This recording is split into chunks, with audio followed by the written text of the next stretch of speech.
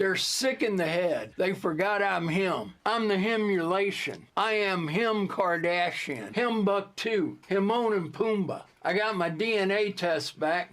Turns out I'm 100% Himalayan. Fuck it, I ate the op. And I was thinking to myself, do I hate this motherfucker? No, I don't. I don't even really know you that much. I've never had a fucking problem with you. So I figured I would leave by giving you some life advice. See, you're a gamer, all right? I'm also a gamer. And the thing is life, everything you fucking do in life is a game. I've beat the game. I beat the game. I used some money glitches, but I beat the game at life. You, Phil, you're still on mission 1, and you can't get anywhere, and you're rage quitting, and you're starting over and restarting and restarting. I mean, a decade ago, you were on stream begging for $20 and $10 donations so you could pay your rent. It's a decade later, you're begging for $10 and $20 to pay your rent. You're restarting mission 1. You're trying to use the same tactic over and over again, and you're dying, and you're having to restart the level. If you want to win at this game of life, you're gonna have to fucking do something different. Now, I know it's an ongoing thing with people telling you to go get a real job, but you probably need to get a real fucking job. But there's a deeper reason on why you hate me. Me and you have been doing YouTube for about the same amount of time, or gaming entertainment, whatever you want to say, for the same amount of time, and I'm retiring, all right? I'm retiring with fuck you money. Never have to fucking work again. And you, having the same career, you know, doing the same thing, you know, online entertainment stuff, you're still begging for $10 donations and $20 donations to pay your electric bill, to pay your fucking rent, all right? I get it. I'd hate me too.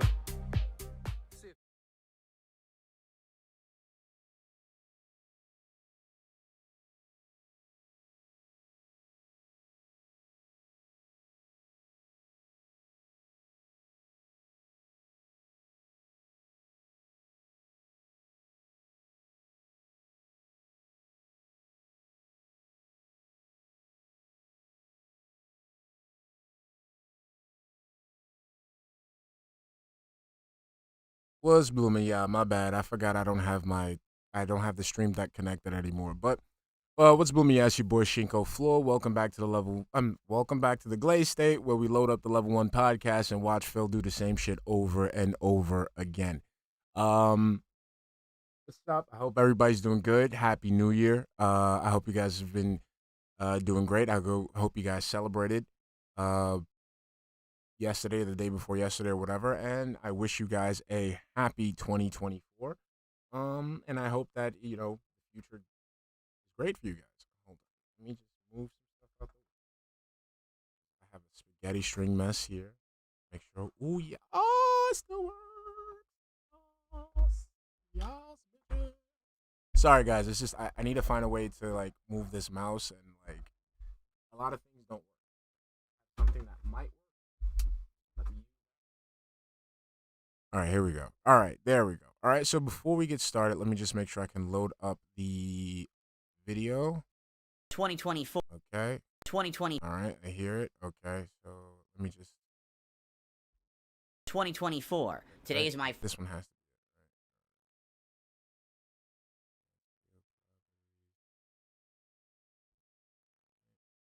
right? There we go. All right, we're good. Okay, I think we should be good. Now, before we start, here we go. Bum, bum. Before we start, you know, we got to say what's up to everybody, because that's just something that we do here. And also, let me make sure Stream Elements is working. So let me say what's up to everybody who's here. Just got to say what's up to everybody. Oh, sorry, guys. Give me 1 minuto. 1 minuto. All right, what's up, everybody? What's up, Agent Proper? What's up, Dust Bunny DX, Dubmatic 1651, Queen of Games, darksydephil, J&J 462, Alex Mir, what's up, baby? Queen of Games again. Fuck it, we'll say what's up. Renee Suarez, I see you. Joella Tractor, guy with two names. I see you. Thank you for the 199 super chat. I want you to put the cat on the mic, okay? I want the cat on the mic. All right, what's up, Knock, Big Bag, Barra Skeleton? What's up, B Murr, TJ Gamebox, Michael Kranikowski? What's up, baby? How we doing? J&J 462, Taraka 1. How you doing, baby? I hope you're doing all right. I didn't see the tweet. I have X installed on a separate device. Like I don't be on it that much, but I'm gonna check it out right after this. What's up, former Cloud? I see you. JC 200X. What's up, baby? Bruh. Nick BMX guy. What's up, Omega Kirk? I see you, baby. How we doing? I'm sorry, my fucking chat is all types of fucked up. So Track the Goose, I see you, baby. How we doing? Alive and Well, Israel. How we doing, baby? Green Lobster, I see you. Reaper CH90. What's up? Yerd Anquavaus. I see you, baby. How we doing? Let me see. Sunspot Gallery. And how we doing? Yep. Contractually obligated. What's up, Solo Round? Gamer99X. What's up? Clay Dale. Enjoy the mint. What's up? Wrestle Jam. I see you. Hold on. If I missed anybody else, you better say what's up so I can say what's up to everybody. Jay Wusso 989. How we doing? Oh, my God. There's so many people. I'm sorry. I think I missed people. I'm sorry if I missed you. Hold on. And also, I also have to, if I missed you, just pop in the chat so I can say what's up real quick. That's all. I just want to say hi. I just want to say hi to everybody. Lionel, what's up? Lionel, there we go. How we doing? All right. And also, this is my last stream. This will be my last stream, my last piece of content. Nisu Kitsune, I see you. This will be my last piece of content because I am on strike. Vikes, what's up, baby? I am on strike because Guy with Two Names refuses to put a clip that I love and I want on stream. I'll show it to you guys after we're done with the pre-stream. But I am on strike. I'm in protest, and I'm fighting for what I believe in. So this will be the last thing I upload until this guy uploads the clip that I want. Okay, you guys know I could do it. It's nothing. I could sit there and just not upload shit for DSP. I'll just do it. We'll just be Shinko deprived until Guy with Two Names puts my favorite Action Man clip where some kid's like, I'm gonna put my cat on the mic. I don't want to play it because it's like super loud and like it's like ear rape. But he's like, I'm gonna put my cat on the mic, and then the kid starts screaming, and Action Man's like, that's not a cat. That's not a cat. That's all I want. And I can't even get that. So I'm in protest. So until I get that, this will be the last stream. So we're gonna make it a good one, okay? So right now we're gonna go ahead and we're going to put on. I'm sorry, I had to do it, guys. I'm sorry. I fight. I'm a firm believer in fighting what I believe in, and I'm gonna stand firm. Okay, I'm going to stand firm. All right. And for those wondering, the person on the right who is dancing so feverishly is our favorite Street Fighter player, Piece of Peace. This is his avatar dancing and stunting on me when he beat me like 10 zip.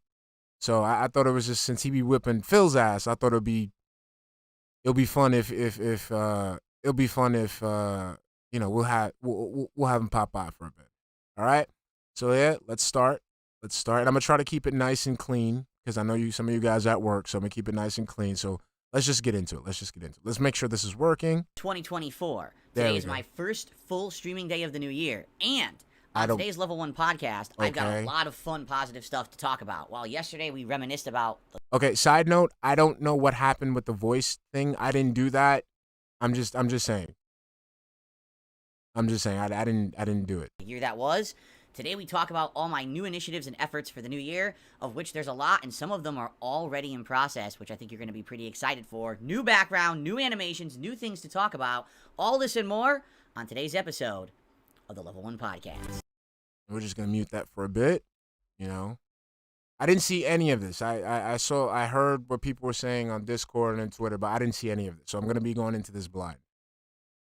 Hey, what's up, Butters? How we doing, baby? There we go.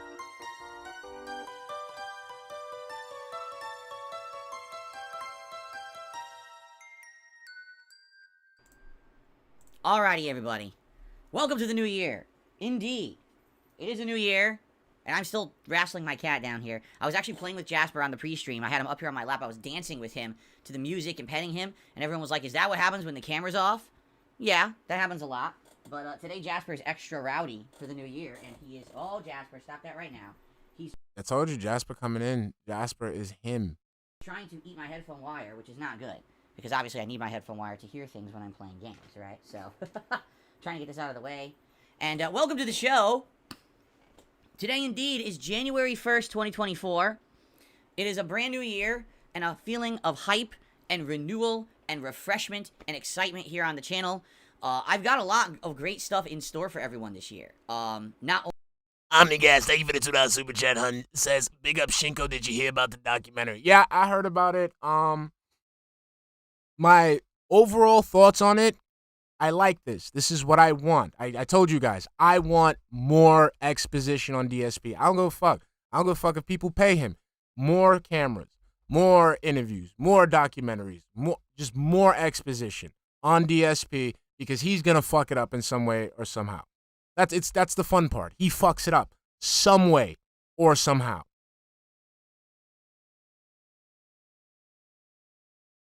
And the thing is, what's funny about this is, once again, just like with the Side Scrollers interview, he's walking into this. He's walking into this. And he's fucking just, he's going blind. He's not going to be ready and prepared for what Mike wants to see. And we're going to watch him fumble it. We're going to watch him fumble and obfuscate and omit. And it's going to be more damaging than anything that we could have done. So I'm all for these things. I like these things. I like when people reach out to him. I like when people want to make content on him because he fucks it up. Instead of taking those opportunities to reinvent himself, to wipe, his prior transgressions clean, he just tries the same Jedi mind trick that he tries on his idiots on stream, and he looks like a dumbass.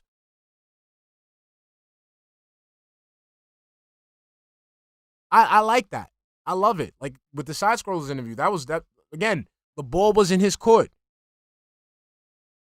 He was the one that initiated the shit. Craig was a total normie that was blind to everything that he did, everything that he was about, everything that's associated with his brand. He didn't know any of that shit and gave Phil the fairest shake a person would ever give Phil. And Phil fucked it up.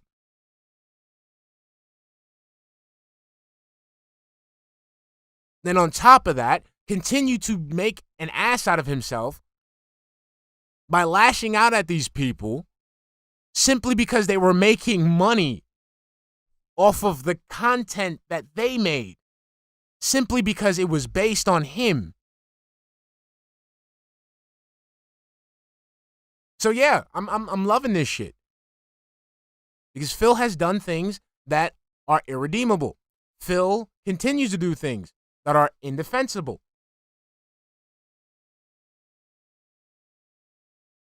So I want the world to see it. Will there be actual consequences about it? No.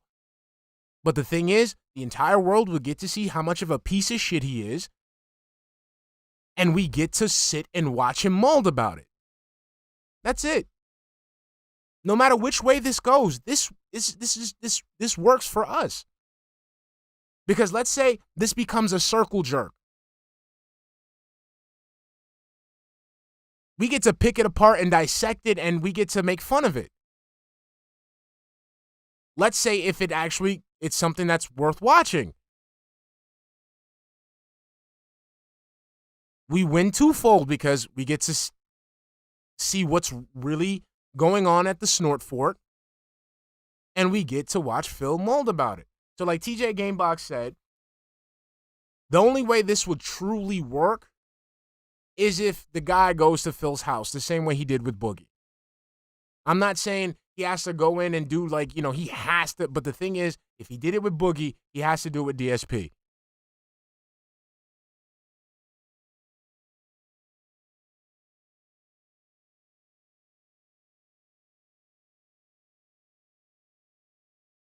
I mean, it's like, so Ann says, I don't believe for a second that the issue was money. Bro took 24 hours for the haze to wear off and figure out it was all smoke blown up his ass was smoke. His fan gassed him up thinking that he did good. I would agree to that. I would agree to that also. But I strongly feel like he got a little salty that they were making like they were making some money. I got that in the back of my head. Because that's the other issue. That's not even an issue. That's a win for us. So like Ann said, if this thing goes well, right? This goes Phil's way.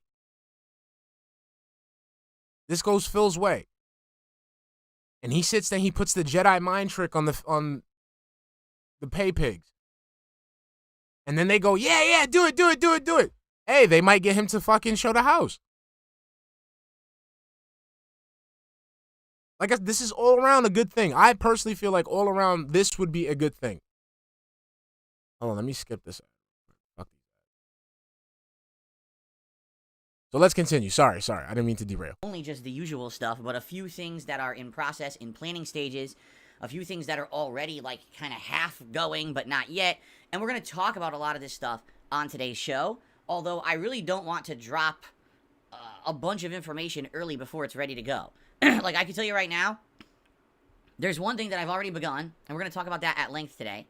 There's one thing that's in process that I don't really want to spoil yet, but it's something that you guys have asked for a long time, and that's coming. And then there's something that's kind of in the early to mid planning stages that hasn't really officially started yet, but absolutely is going to happen this year, so I don't want to spill the beans about that either, But it's exciting when I'm starting a new year, and I'm like, this is cool.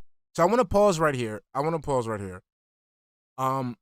So I want you to understand what Phil just did right now. So this is a highlight of Phil's brain not being wired right. Really officially started yet, but absolutely is going to happen this year, so I don't want to spill the beans about that either, But it's exciting when I'm starting a new year, and I'm like, this is cool because not only am I going to keep doing all the stuff that I love to do and you guys love, but I've got all these interesting new ideas and takes of things to do this year. And I think it's going to be stuff that you guys are going to really enjoy, honestly. So this is one of the things that like kind of like breaks my mind about you, Phil.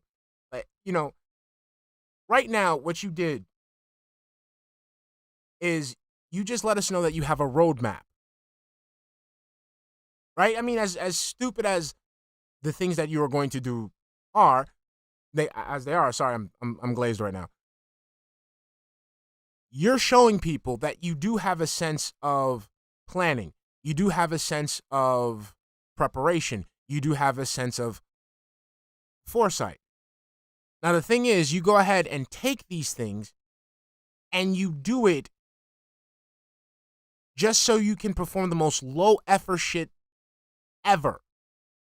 So again, right now, what you're talking about sounds impressive. It sounds like you have a roadmap ahead of you that, that is going to prepare you for 2024. But now, as we go into it, we're going to see how stupid it is. Jay Wuso 989, thank you for $5 super chat, hun. The only way it will happen is that DSP wants that final edit control. Hopefully Mike doesn't cave into the idea. He won't, because again, that will interfere with Mike's creative process. And any person, I'm not, you guys are more creators than I am. You guys would hate if you were doing something and you would have somebody just like telling you what to do, telling you how to make it. Like, no, you do it your way. So that's gonna happen, and that's gonna be a thing that's gonna be another thing that I'm looking forward to. The horror story of working with Phil Burnell, because that's the other thing. This might not even get off the ground because this dude couldn't even get on a phone call for $50,000. This man couldn't get on a phone call for $50,000. Forget about the podcast. Forget about the podcast in total. Oh, Pissma, what's up, baby? Forget about the podcast in total. He couldn't even get on the horn for that money. You think he's gonna be able to work with a guy for an entire documentary? Mr. Extravagant, thank you for the $2 super chat, honey. Yo, Shinko, Happy New Year, everyone. Happy New Year to you too, honey. Thank you, honey. Thank you. That's gonna be content all by itself. We're gonna get back and forths. We're gonna get helicopter stories.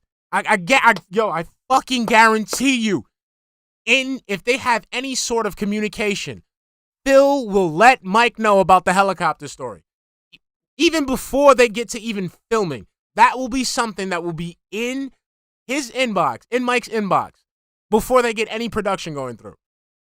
I guarantee it. So, Happy New Year, everyone. First of all, I hope that you all had a very nice New Year's celebration, no matter how you celebrated it. You know, right now it's 11:12 a.m. my time, Pacific time, Oh my God. in the United States. For you, I have no idea what time it is because you could be watching this on demand. You could be watching this live, but be in a different time zone than me. It was funny because I was streaming yesterday. It's just funny to me that I'm streaming and people are like, oh, Happy New Year. We've already been in New Year for like a day. I'm like, what? I thought that the time zones were only ahead by like 12 to 24 hours. How could you have already been in 2024 for a whole day? I always get so confused on how it works because I have such an international audience. I always have, even since the day I started on YouTube. I don't understand time zones. Even though the vast majority of people who watch me indeed are Americans. You know, Canada, the UK, India. I actually found out India was my number 3 most watched country in December. You wanna know why? Because Superhound's base of operations is there? Because that Indian musician, DSP, put out new stuff. Oh, okay.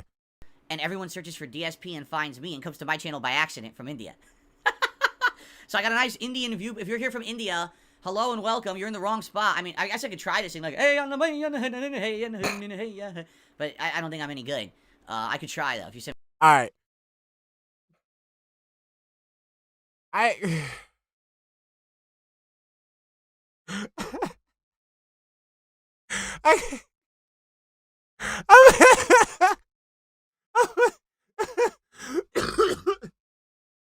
Oh, let me see. Can I go back? Can I go back? Here we go. Hold on. if you're here from India, hello and welcome. You're in the wrong spot. I mean, I guess I could try this thing like, hey, on the way, but I That's a short. That's gonna be a short. don't think I'm any good. Yo. I could try though if you send me the lyrics. But anyway, I can't. Oh my God. I'm sorry. Oh shit. I've always had an international viewer base, and because of that, always people have said, I'm okay. I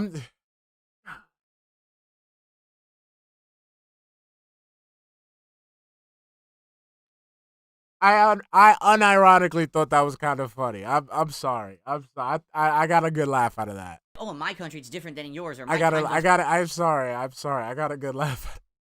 completely different than yours. You know what I'm saying?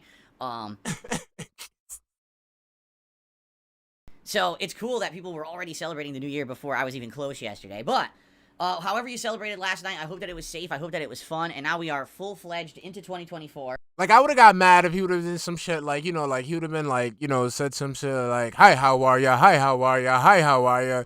Or, you know, if he would have been like, Jai ho! Like, you know, if he would have done some shit like that, I would have. But I thought that was kind of funny. Right? Everyone is, correct? I don't think there's anyone who isn't in 2024 yet. And it was great. You know, yesterday's streams were really good, which we'll talk about in a second. You might say, well, how did you guys celebrate? I just had a few shots of peanut butter whiskey. That's what I did last night. I had a few shots of peanut butter whiskey, and I actually had a piece of Dutch apple pie. My wife and I had bought a Dutch apple pie for the week because we've been craving apple pie for months, and no one really had a good one. So we just finally found one and got one, and we've been eating it slowly over the week. That was our celebration of the new year. Nothing too special. You know, Kat had to go to work this morning, so not like we could be up all night dancing and drinking. Dude, I don't know, like, yo, his perception of food is like, it's weird because it's like, bro, you sit there and you act like you're this fucking gourmand, but you eat old slop. So, like, hold on, let's go back because I want to make sure I heard him right. Dutch apple pie. My wife and I had bought a Dutch apple pie for the week because we've been craving apple pie for months, and no one really had a good one. So we just finally found one and got one, and we've been eating it slowly over the week. that was our celebration of the new year. Nothing too special, you know. So basically, they found a pie earlier in the week, and they've been eating it throughout the week, and they had it for New Year's. Like, I'm sorry, this is just poking out to me because, like, I remember somebody had like an old clip, and he was talking about, oh, what were you eating? And it was like, oh, it was Thanksgiving leftovers, and it's like, you know, we had, you know, Thanksgiving leftovers from last week, and I'm like, ew, that's nasty. Cat had to go to work this morning, so not like we could be up all night dancing and drinking or anything. So let's. I gotta watch the wording.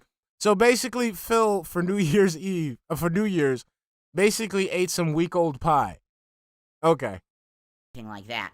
I mean, the liquor, we know about the liquor, but you know, it's the different variable here is that he ate week-old pie. But it was a calm celebration of the new year for me. It's about launching all these new initiatives and things that I want to do this year, and you know, thinking about how to plan them out and starting to work on that and everything. And I know already some people probably have already discovered some things. We're going to talk about that this morning, okay? So there will be some concrete Am I bugging? Hold on. Like, I can't, unfortunately, I can't really zoom in because I got it, like, the way that I got the layout. But is it, like, the middle of his forehead, like, red? Like, do you guys see, like, a red line in the middle of his forehead, or is it just me? Like, his skin is, like, pure white, so I can notice, like, there's, like, a red brush. I don't know. He old-ass pie. That's what he eating. Old-ass, funky-ass pie. Okay. So there will be some concrete announcements of new stuff. But what has launched already is, as you can see, I have changed the background. Incidentally, the background that I have right now is incredibly similar to the background that I had in January 2023. The difference is that, number one, I have a new sign. Obviously, this sign I've only had for a few months, and so that's new. That wasn't there last year. Number two, in the last year, I really tweaked my setup. We want Judgy. Where the fuck is Judgy? Like, the fuck out of here. Like, fuck all that shit. Fuck that weak-ass fucking pixel art. Fuck that Vault Boy. Fuck that Game Over sign. We want Judgy. Hashtag bring back Judgy. Let me see. You can see the colors are nice. The background's nice. Last year, all my coloring was completely off. Like, it was all screwed up for like 2 months. I was like, why do I look so weird? And then come to find out there was a filter that I had on my webcam feed. I don't know how it ever happened, but I had this really weird filter. I took it off, and all of a sudden I look normal, right? So it's very similar. It's kind of like a reset for me, but I like this setup. I haven't done it in a year, so I said, let's just do a more simplistic setup. Nothing too crazy. No 100 figures over here. Sorry, I had to... Let's do the more minimalist setup, but it looks nice. In fact, last night I actually... What do you mean minimalist? It's still filled with junk.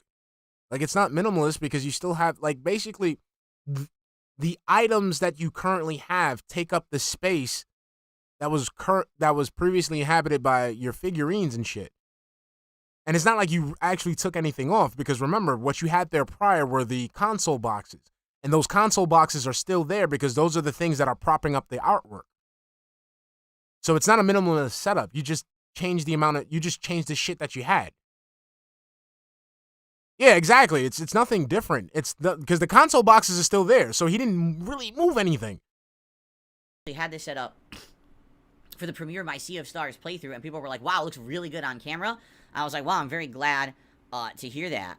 So that's cool. Anyway, so not only do we have a new background for today, new animations, all right? And these debuted last night, and people were like, whoa, these are really good. So, tip animations. I've refreshed many of them, okay? $10, $20, $50 animations are all brand spanking new. You haven't even seen them before. Some of them are actually related to Yakuza, because I figured with Like a Dragon coming up, those would be some pretty awesome animations to have, and they're really cool. Super Chat animations. There's a couple new ones there as well. And for any basic level Super Chat, anything below $5 has a new Yakuza themed animation as well. And I spruced up. Remember that head bob animation where I'm like dancing like this? Or is it like this? I think it's like this, right? With the headphones on? No, it's like this. I got my old headphones on. Well, that animation was always awesome. The problem was it was always massively miscolored. Reggie, what's up, baby? Hate on me. I see you. Now, which is really neat. So now, me. How you doing, baby? New stuff, refreshed stuff. But my thing is, okay, so Phil, my question is this: why would I pay to see a head bob animation if I can see your head bob for free all throughout the stream? With the swing back and forth, I get the head bob for free. Why do I have to pay for it? Are looking really good now, and I'm excited to have these now. All the holiday stuff is gone. There's no more snow. There's no more jingle bells, right? There's no more holiday themed stuff. But don't worry, it'll come back next year. Every year we bring back the new stuff, right?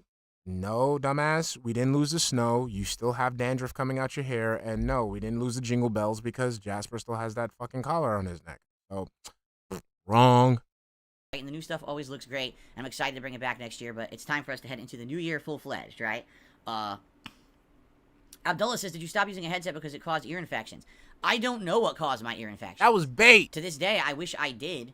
I was never able to get to a doctor when I had one. I can tell you. I can tell you the issue is you don't clean your fucking ears. You don't shower. You don't clean yourself. That's it. You're not clean. You're dirty.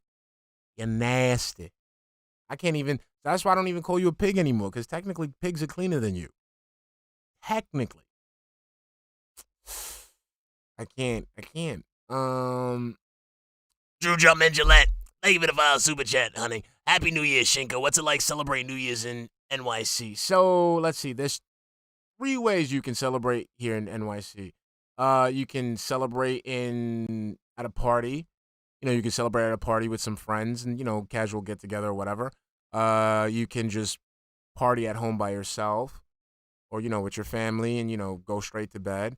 Or you can go and watch the ball drop, which is like something that you do. Like, you do it, it's like a bucket list thing. It's something that you do once and you never do it again. Never do it again. Never. I did that shit fucking once. And the only reason I did it once was because, like, there was this girl that like I was down bad for, and like she was gonna go see the ball drop, and I'm like, yeah. And I remember that day, man. That's one of the worst experiences of my life, man. I remember I was like, you know, I had to go meet up with the chick and my friend who was with her because she was from Austria, right? So, you know, she was there, you know, staying with that friend. So they were waiting for me. So they were like, okay, we're going to meet up like at 3. So that day I still had to work. So I was doing inspections at that time. So I was walking all throughout New York, and I walked all the way to 42nd Street when I was like done with my shift because the trains were packed. And bro, by the time I got there, my friend and the girl, they were like 3 people behind the barrier. Like, I could literally see them and stuff like that, but they wouldn't let me in. So I had to go in the barrier behind me, which was like across the street. So basically, bro, for 8 hours,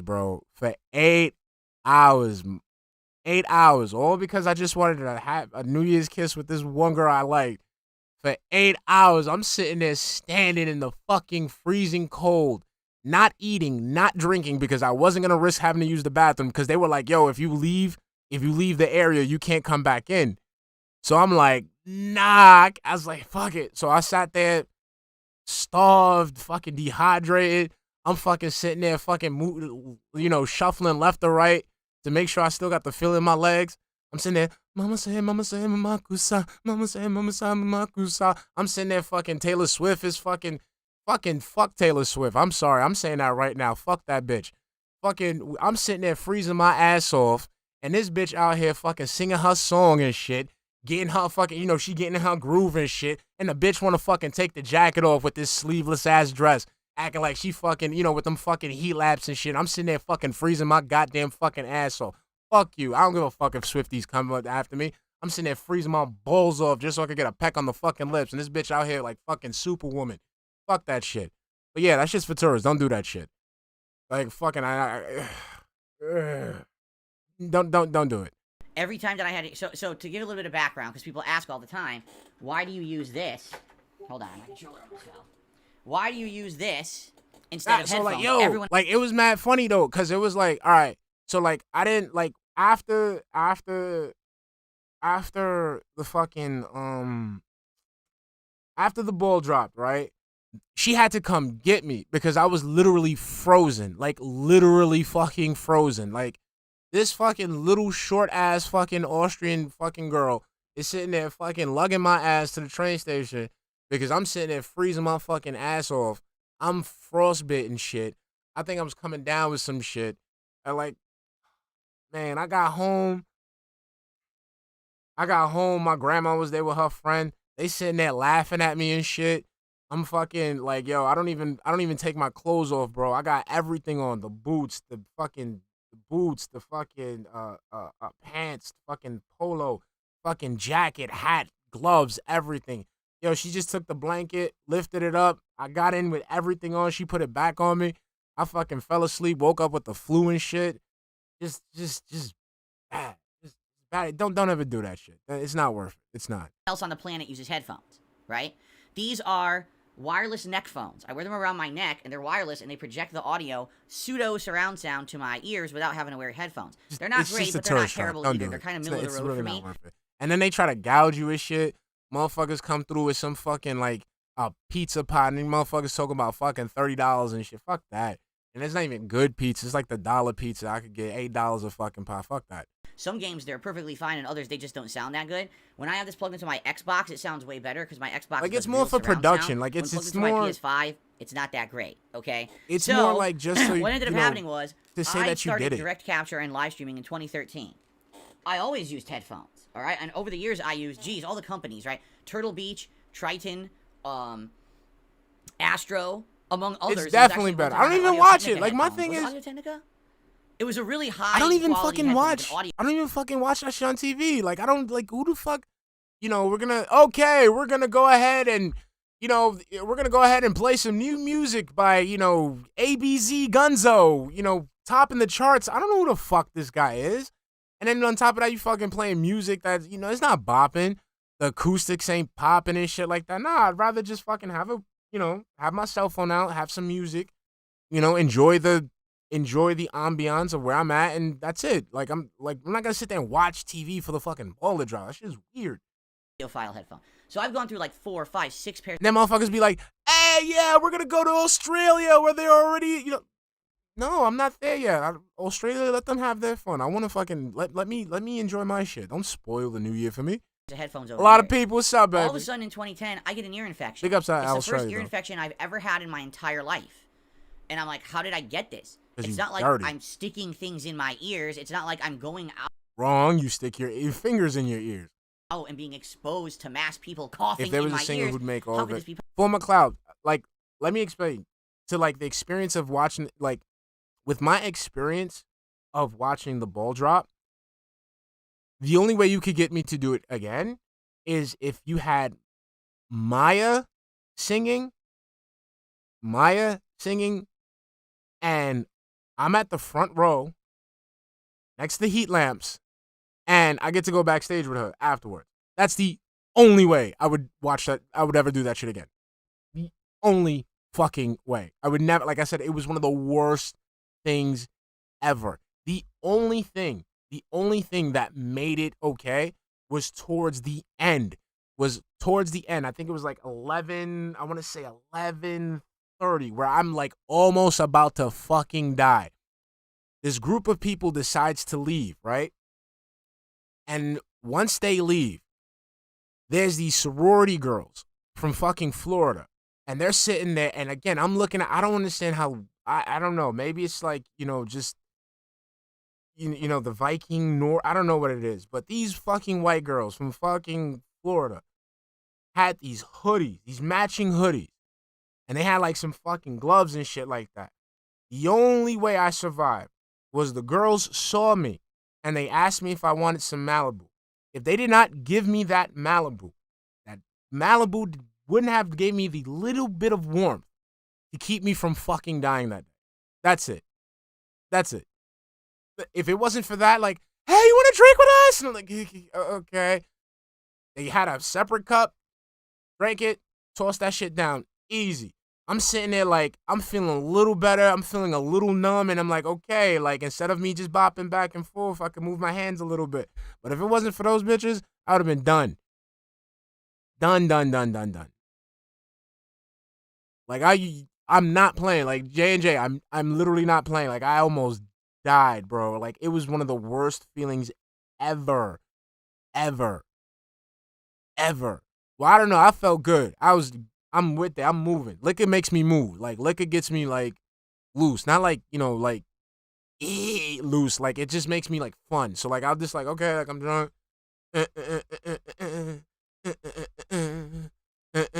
You should have seen it, man. Internally, like the fucking Guile theme was playing. Like I'm sitting there like, okay.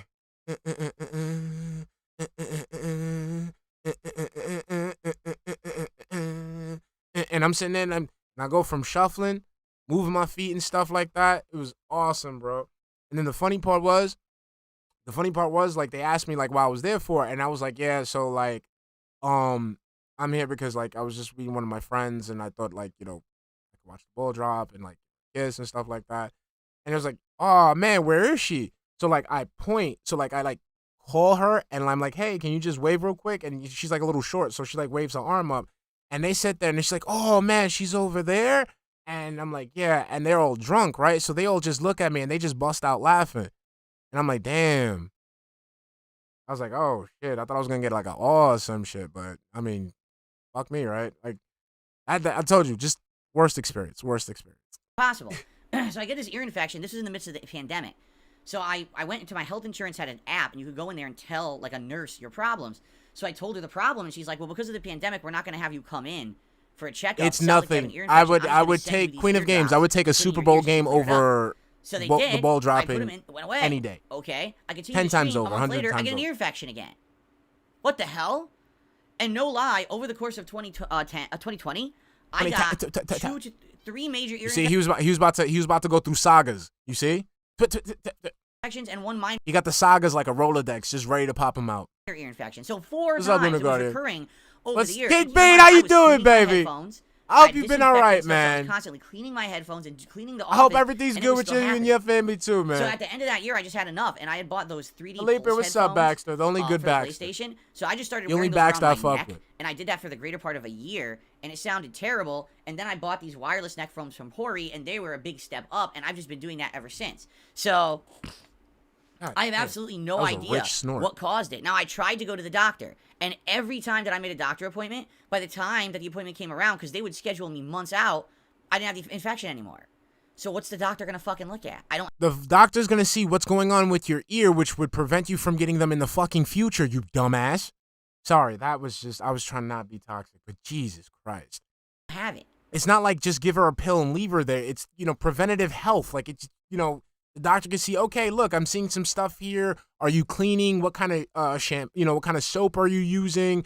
You know, do you see, is there anything that's on the equipment that you're using? Like, doctors can help you with this. They would, like, it's like you're a computer and they help you troubleshoot, you dummy. Right? I actually did. Once when I did have the ear infection, they had me go to a clinic. You want to know what happens when you go to the clinic? You go to a person who's not even a real doctor, just like a tech or something, and they look in your ear. Okay, you have an ear infection. Yeah, I know, that's why I'm here. Okay, I'll give you the referral to the ear doctor. But I'm not going to have the infection by the time that I go to the ear doctor. Okay, but the ear doctor is going to see why you would be getting them in the first place. Do you not get that? Do you not get that, you 40-year-old man-child? The tech is referring you to a specialist to investigate why is it that you're getting the ear infection. It's not to just alleviate the immediate discomfort of having one. It's to see why you are getting them to prevent you from getting them in the future, you moron. So what's the point? So I never went to the doctor for it. That's American healthcare at its finest. Isn't that great? So anyway. So think about it. America's healthcare at its finest is fucking referring him to a specialist to investigate why he's getting these ear infections. Really? Slurms, what's up, baby? I don't know what caused it. I don't know, but since Out of all the things, so let's get this straight. Out of all the things that are actually wrong with the U.S. healthcare system, his issue is the thing that works right. I stopped wearing headphones, I have not had an infection in my ear. Not once. So that had to have been it. It had to have been that there was some kind of a humid environment being built inside of my ear that was causing the infections, and that's why I don't wear them anymore. As a person who has worn headphones his entire life to the point where it made his, like, it literally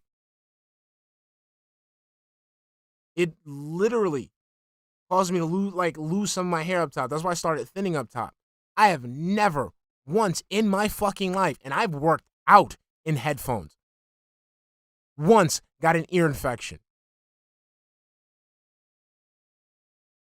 I have never gotten an ear infection.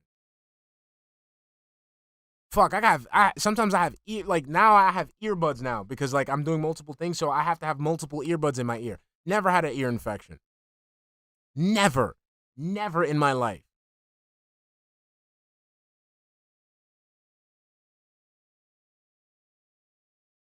The most I'd ever get, and this would be like, I'm talking about, like, I'd have to be like wearing these shits all day, working out in these shits. Like, the only thing I would mostly get is like probably like right at the crook of where my earlobe, like where I'm like my ear and my head, like my head would meet. Like, it's like a little sweaty. It smells a little weird.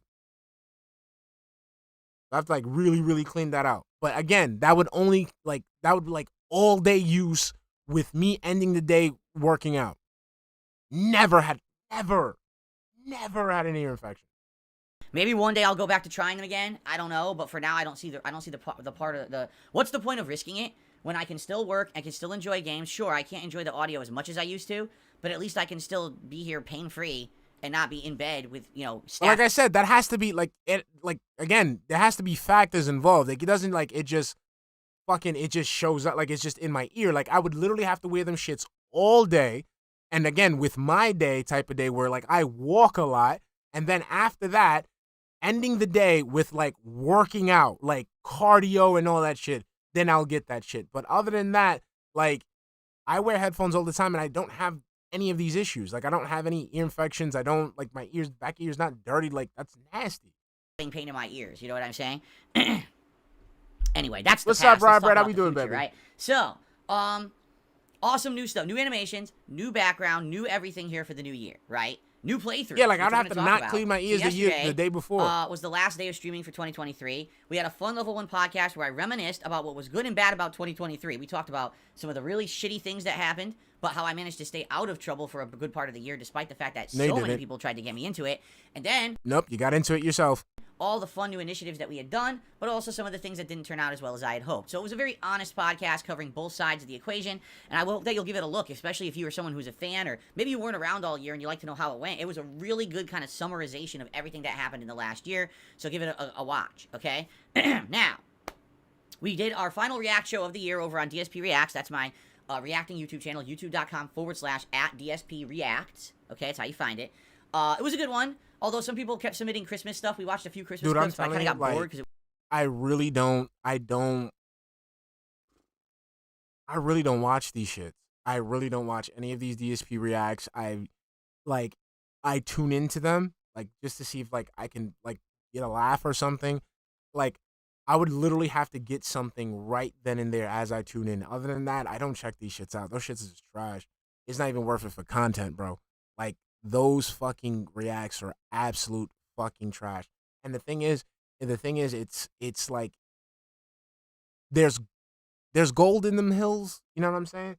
Because the main reason I want to catch DSP in these reacts is when he goes ahead and basically just takes the video and he removes every semblance of the creator from that video. So if the video, it has a shout out, it has a logo, it has an intro, it has a sponsorship, he skips it, he pauses it, you know, goes past it, and I that's what I want to catch him in the act doing. But it's just like, to get to that part, I can't deal with all that fucking fluff, bro. It's not even worth it. And like, I want to get that shit. Like, I want to get those moments and make videos out of it, but it's just, I gotta swim through all that boring bullshit, and I just can't do it. It was a week after Christmas. I didn't want to keep watching. Like, I'd rather stick my dick in a fucking blender and hit frappe than fucking just sit and watch through that shit. Christmas things. There was some New Year related stuff, like countdowns of special events and things that happened during the year. Some funny stuff, some interesting stuff, some trailers. Good stuff. It was a good react show. Right now, 3 parts are live on that channel, and another part will be going live every one of the next 3 days, so go give it a look if you haven't yet. And then last night, on the late stream. It was the premiere of Sea of Stars. This is the game that won Indie Game of the Year at the Game Awards this year. Look what I just did to my forehead. Do you see what I say about my skin being ultra sensitive? So I'm literally sitting here on stream, my forehead was itchy. So I just went like this, and now it looks like I have a welt on my forehead. Because you've been scratching it too hard. By just scratching my skin. I told you guys how sensitive my skin is, how ridiculous. No, that's what you're doing. You know what you do when you're scratching your skin? You're irritating it. Like, you know, you're literally scraping your nail against your epidermis. Like, and then again, someone like you who doesn't clean, like, you know, like doesn't clean, and you really have like these ticks and these nasty little things going on, you be digging in there. Like I know people just like you, like they be digging in there, and like, bro, my man, stop. Like, you're scraping your skin off. It is, right? Look at that.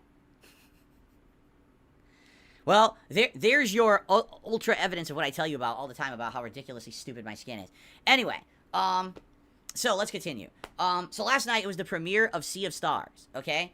I've been looking forward to playing this game for ages because it came out in the summer. Everyone told me, oh, this game is so good, right?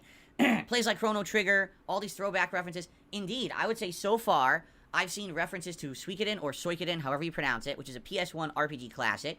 Definitely Chrono Trigger has an influence, and Super Mario RPG. There's tons of Super Mario RPG references in the combat with the timed button presses for both extra damage and blocking enemy attacks. So it's right up my alley. It's like a... So let me ask you something. Asked. I wonder if he ever has lucid moments where he becomes self-aware and realizes how big of a piece of shit he is. To answer your question, personally, I think that he's aware of it, and this is why I think that this dude is like this is why I say Phil's not a good person, because he is aware of it, but he actively goes out of his way to refute it. You know what I'm saying? So like, even if he did something wrong, he knows it's wrong. He's aware that it's wrong because he can accuse another person of doing that. So he knows that it's not right. But he'll go out of his way to change your mind to make you think it's right. He'll go out of his way to make everyone else think that you, the person criticizing him, is wrong. So that's why I say DSP is not a good guy, because he does things like that. There are things that are indefensible, things that you know you cannot apologize for. You have no proper explanation for. Like I tell my son, there's nothing that you can say in this instance that will make me go, oh, okay, so what you did wasn't bad.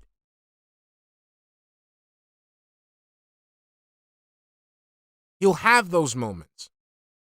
Instead of owning up to it, or instead of just dismissing it completely, he will go out of his way to create a narrative where he did no wrong.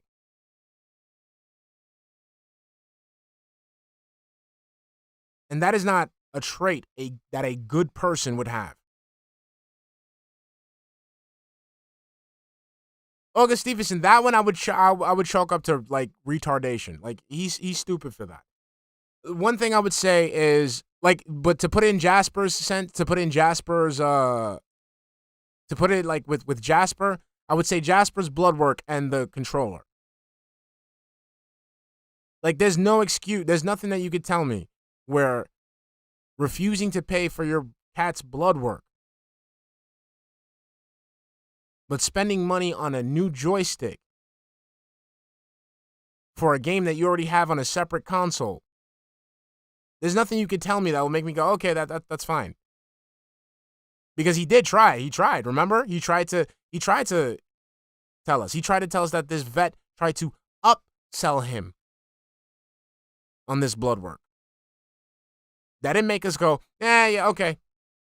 That was still wrong. Because it wasn't an upsell on blood work. It's some routine shit that happens with any living being that goes to any type of medical facility. And it was to see if there was something wrong with Jasper.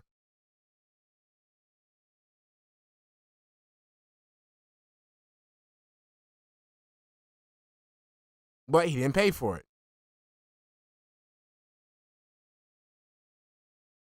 But he sat there and dismissed anybody who criticized him. He lashed out at anybody who, who criticized him on the purchase on his joystick, fight stick, whatever the fuck.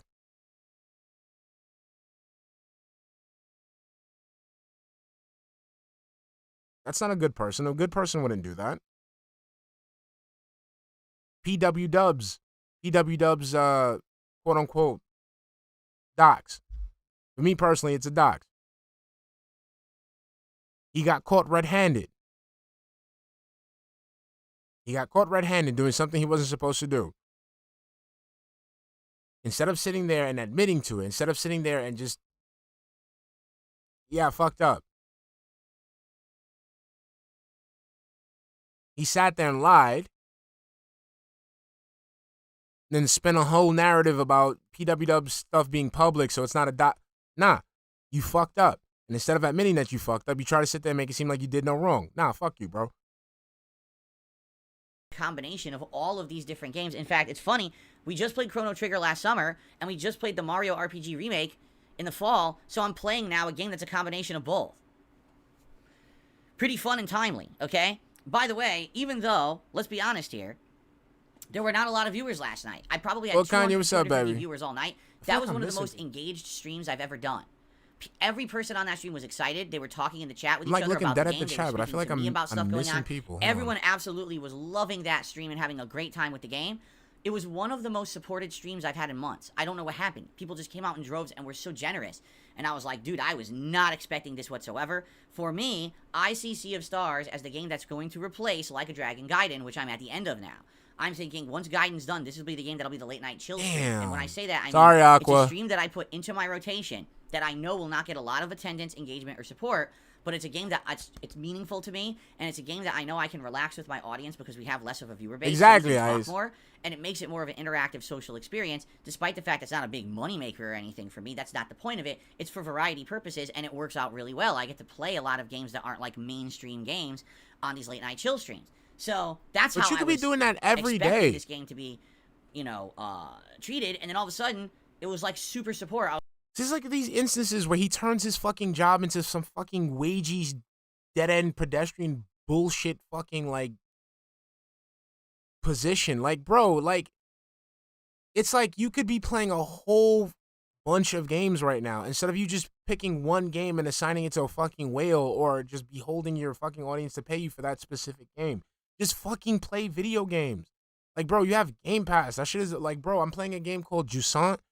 And it's like, it's literally just a game about climbing. You just climb. You don't fucking die. You don't get attacked by anything. You just climb. It's fucking fun. There's like RPG style games that you can play, that you can fuck around with, just like you do with Like a Dragon.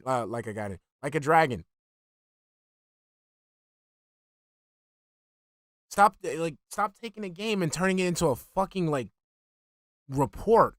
I was like, what on earth? I certainly wasn't expecting that. And just for the record, no, I am not expecting that every time I stream the game. That was probably a one-off oddity, right? I would be shocked if that continues to happen. Yes, I'd be shocked if people kept giving me money. Happen for the rest of the playthrough. But basically, I'm 2 hours in. And it's a great start. You know, we're still in the intro lore. We beat the intro dungeon. Learning the basics of combat and things. People were trying to help me in chat to understand because there were some mechanics that were a little bit different than what I was used to. But, you know, most of the stuff I'm very familiar with. It's just really some of the newer stuff. Like, there's this whole mechanic where bosses and enemies will have a shield that you have to wear off, or if you don't, then they do bonus damage. So you gotta try to, like, wear the shield down with certain kinds of attacks before they can attack, which is kind of a unique perspective, a unique thing. So, I had a good time with it, alright, and I hope that you guys did too. The videos are live. Give them a look. They're live here on the channel, and that will be continuing on in the schedule. It's actually continuing Wednesday night, which we'll talk about in a moment. The thing is, I need to finish Like a Dragon Gaiden, which we're at the end of, and next week is my year-end series. Yeah, Razzie, so that's what I'm saying. It is a little bit disappointing because I started this game, I really liked Just it. play and I a know whole that bunch I of have an audience games. for it, That's it. And now I'm not going to get to play it that much because I got to do all this other stuff. I got to finish one game. I got to do the year-end series. It's like, okay, so we'll get back to it eventually. It just sucks that we can't, like, play more of it right away, right?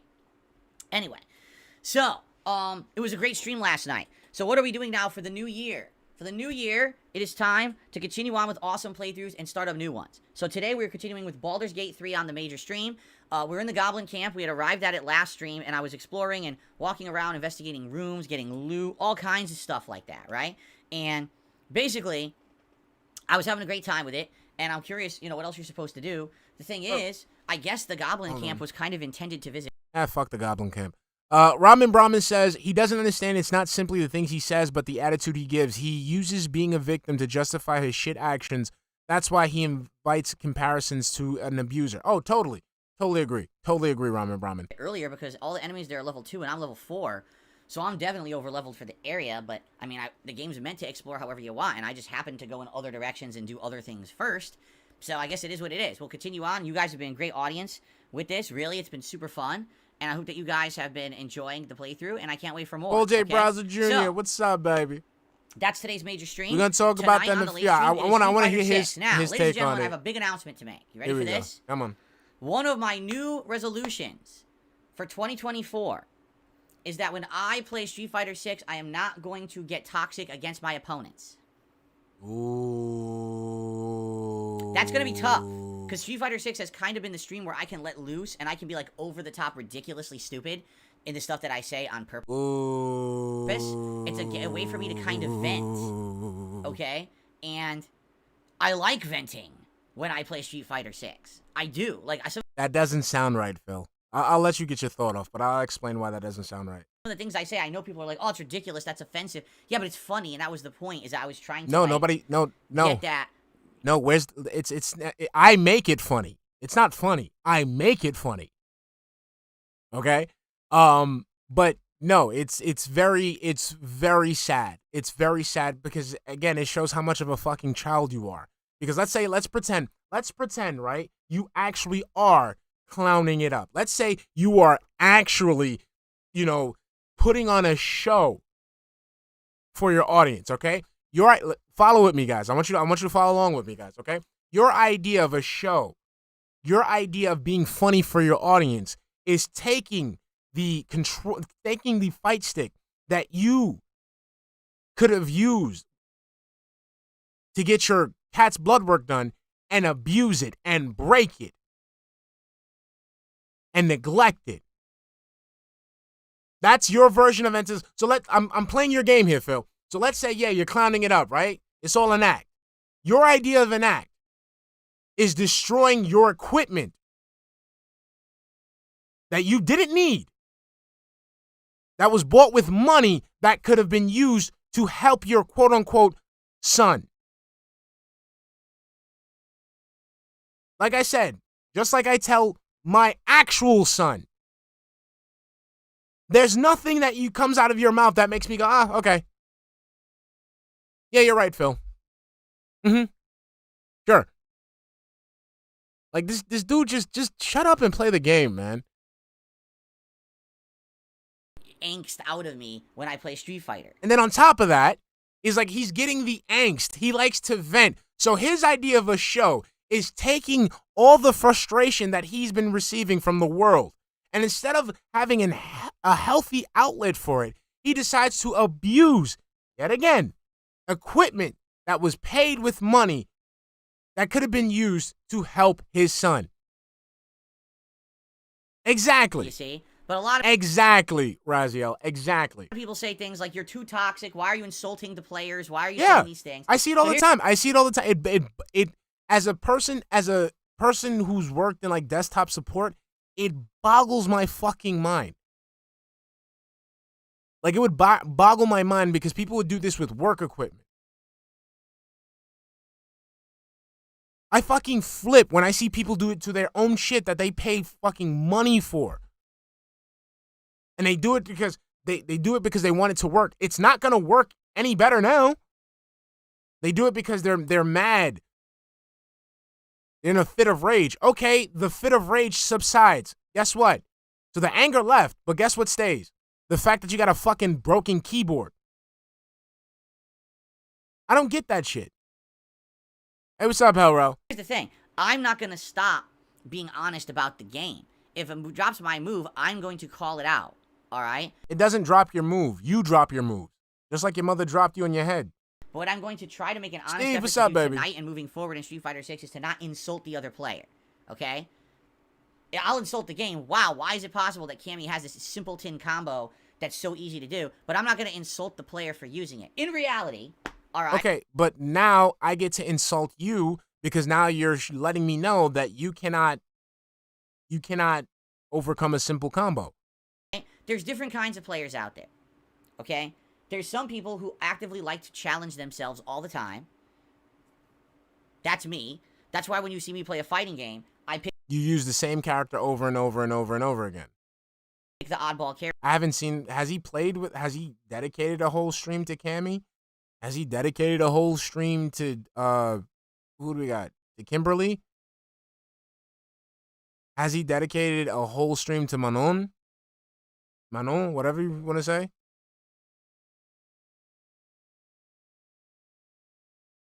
Like, come on. Characters. I pick the Zangiefs, the Dalsims, the Blankas, the Lilies. You don't see me picking the top tier. Have I picked a single top tier in Street Fighter 6 and rolled with it? But again, it's just like you in low tier guard or whatever the fuck. You guys pick top tier characters anyway. That's one. That's one. Like, yo, dude, like low tier god's fucking like his Mortal Kombat gameplay is fucking atrocious, bro. It's literally just him fucking throwing projectiles over and over and over and over and over and over again. This dude right here, fucking the same fucking sweaty ass fucking Blanca combos. The shit that pisses me off about like these type of like players, like him and like DSP and LTG, is that they think that they're overcoming some type of like challenge on some like anime shit. Like I'm picking the low tier characters and I'm fucking challenging myself to be the best. Like, but you don't be the best. You get beat. And then instead of improving, you go ahead and complain about what the other player's doing, and then you continue to do the same thing over and over again. Like I said, with LTG, like every time I see him play Mortal Kombat, it's the same shit. I think the last Mortal Kombat was what? The last Mortal Kombat was 11, right? And they had like, I think it was like Aaron Black or something, just kept shooting. Rambo kept shooting. Now it's what? Mortal Kombat 1, the reboot? Reiko, just throw shurikens. Throw shurikens. But then they're talking about, I'm challenging myself. But you're doing the same shit over and over again. How is that fun?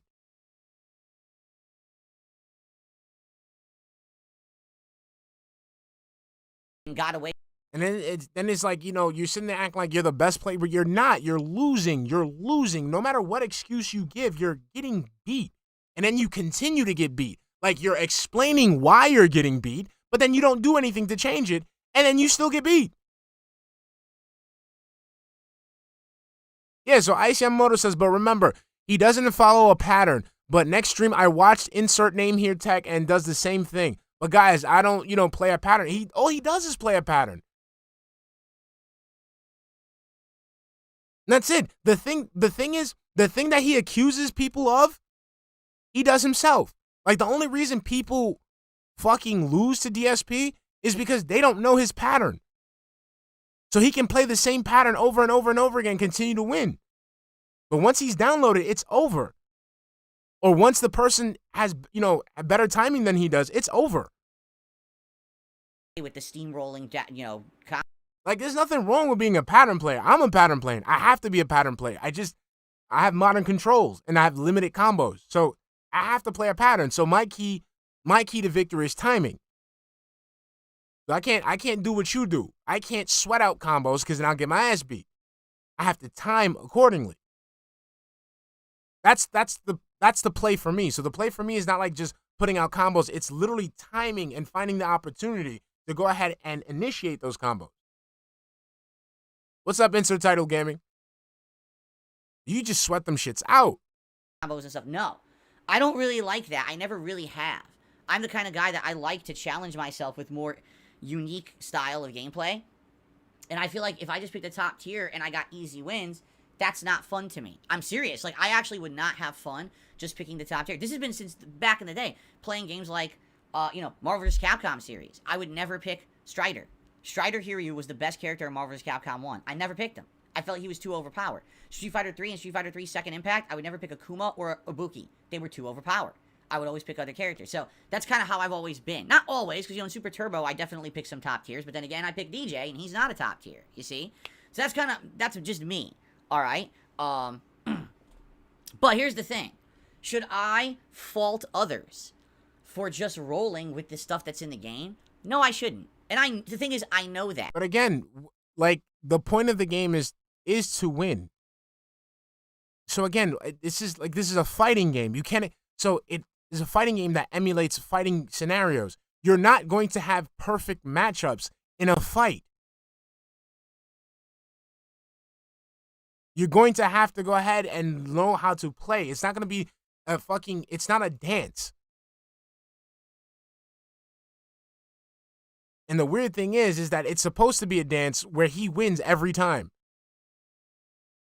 I'm not dumb. I just like venting at everything when I play Street Fighter. Do you understand? Like, that is the game that I can just say, fuck the game, fuck the players, fuck everything, fuck, you know, it's good to... But why? Why do you have to get all that shit out? Let that out. Why? Why do you have to let that out? But then sometimes I get too angry, and I get too upset, and my adrenaline gets too high. And that's a problem. That is a fucking problem. You don't do that. It's a video game. It's not supposed to it's not supposed to fucking tap into the anger that you have towards life in general, and you're supposed to fucking, like, go Super Saiyan. That's a problem. Right? And I just get too into it, and, you know, you get a bad reputation. Now, here's the truth. I don't care about my reputation because I'm not in the competitive Street Fighter community. It's not about the competitive Street Fighter community. It's, like, your reputation as an adult. Forget, you know, your reputation as a Street Fighter player. Forget your reputation as a member of the fighting game community. Forget your reputation as a content creator. It's just your reputation as a normal 40-year-old adult. You shouldn't be doing that. Everybody knows that. I don't care about the FGC. Okay, it's not about the FGC. It's like, again, what about... So now let's say, Mike, you go ahead and meet up with Mike, and Mike tells you, like, yo, why do you act like this? Then what? This is childish overall. You're a 40-year-old adult playing a video game, sitting there getting mad because the video game doesn't let you win. That's not okay. Again, just like I tell my son, bro, there's nothing that comes out of your mouth that makes me go, all right. It's just wrong all the way, either way. I have absolutely no aspirations to go to any tournaments or anything. Nobody cares. What about just fucking, like, it just, bro, this, like I said, these are the type of people that's just supposed to die on the side of the road. They're not supposed to make it. These are the dodos of society. Somehow they manage to fall through the cracks. Like that. Although if I went to a tournament, I probably would not suck, but I also probably wouldn't do great. I'd probably, like, middle of the pack, maybe win a few matches and then end up losing. You'd never make it out of pools before I get anywhere near the finals, right? But that's the thing, like, a lot of people in the FGC, they just take, like, personal offense. I've actually seen people post up, like, on Twitter, oh my god, I can't believe the things that DSP says when he plays Street Fighter. It's like, now wait a minute. Hold on a second here. Number one, I said it on my stream. Okay. I didn't go to a... Phil, you do not understand that you do not have a private stake on a public platform. Do you understand that? You are publicly saying this to the world. This is no different than you being in the street and saying it to a whole bunch of strangers. I don't understand why people think they're entitled to privacy on a public fucking platform.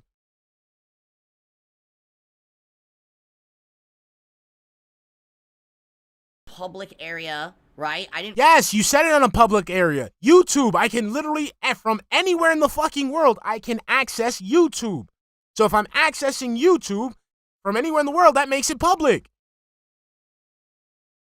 Post this up on social media. Yeah.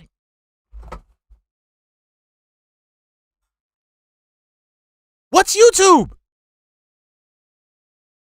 What's YouTube, Phil? Legit. I didn't call out this player personally in their content or anywhere else, even in the FGC. I literally just said silly things on my own fucking stream. Yes! But the FGC actually takes such offense at the things that I say that Nobody takes offense. They laugh at you. Show me one person that had their fucking panties in a bunch over the shit that you said. Show me. Show me a player that was like, yo, look, DSP fucking, haha, look, why he said that, you scrub. they regularly quote me and repost up memes about the things I say on my streams. It's like, grow a pair of fucking testicles. I mean, I would say it to you because you're sitting there getting butthurt over the fact that you're being made fun of the shit that you said. So how about you take your own advice? Seriously, if you have an issue about anything I've ever said, Where's the issue? I want to see the issue, homie. As far as I'm concerned, I've been seeing nothing but ha-ha, LMAOs, LOL. Nobody takes offense to it.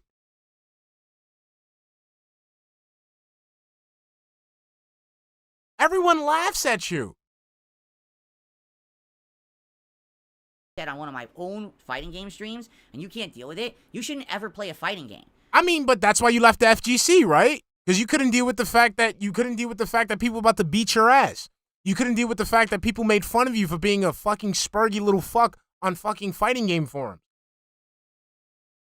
Man, try being around back in the day when I used to play in arcades and all you heard was this kind of shit the time you were playing the match. You were trying to play a fucking match and you have a guy next to you talking shit to you, calling you the F word. Yes, saying shit like that. Yeah, I saw it. You're never gonna win, you blah blah. This used to be a guy who used to walk up and while you were playing, he would literally thrust his crotch into the cabinet as you were trying to play. He was like fucking the cabinet next to you, and you gotta play this guy.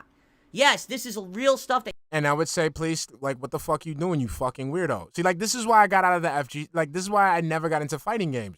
Because I would deal with people like that. It's like, they're like Phil. They're like fucking Phil. Like, it's like they do shit like that. It's like, my mans, I will lay you the fuck out. And then it would be like an older dude. And it's like, my mans, I'll give you $1.50 and ask for change. Like, what the fuck are you doing? You want to fucking play the game? Play the fucking game. I'm not doing this extra shit with you. It's just the fucking pixels on the screen that I pay for a fucking quarter. Shit. Sorry. It just took me to a place. Sorry. Logan K, thank you for the $5 super chat, hun. This is the guy who says, if you want to know me, watch my content now. A sign as he gets called out and says, that's not serious. It can't be both, Phil. Exactly, honey. Exactly. He says, look, don't watch the detractors. Watch me. We're getting it straight from the source. Now you getting mad?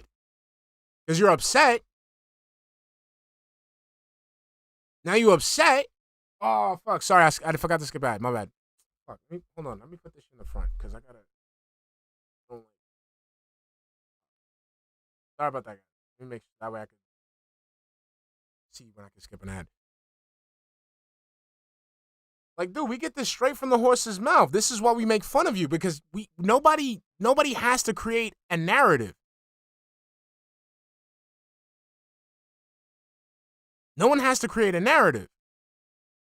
They can get it straight from you and still make fun of you. Used to happen in arcades back in the day. But today, everyone's so insulated and so fucking protected that God forbid that someone on their own private fucking stream, not even publicly saying it to you, says something that you're so offended by it, right? So before we go any further, let's get down to what's really happening. Phil is upset that people are making fun of him because of his childish behavior on YouTube, right? So what he's trying to do is he's trying to spare a narrative that people are upset, that people are offended, that people are hurt. And he's trying to lash out at these people for being soft. I just want you to peep the mental illness here, okay? So Phil is butthurt that people are making fun of him because he's acting like a little fucking pansy. So he's creating a narrative where people are upset on social media. He's trying to make it seem like they're snowflakes. Mental illness, I'm just saying. Yeah, I'm talking to you, Scrub Quotes, and everyone else who quotes me out there. Scrub Quotes is exactly what they do. They quote scrubs. They're not offended. They quote you for being a scrub. I mean, you couldn't be more of a bitch to be so worried about what someone says on their own private stream. Seriously, it's ridiculous. Like, again, what is there to be a bitch about? So now if Scrub Quotes goes says, come on, let's talk about it. What you gonna do? You gonna sit there and be like, ha, look, you're mad. You sit there like a little bitch.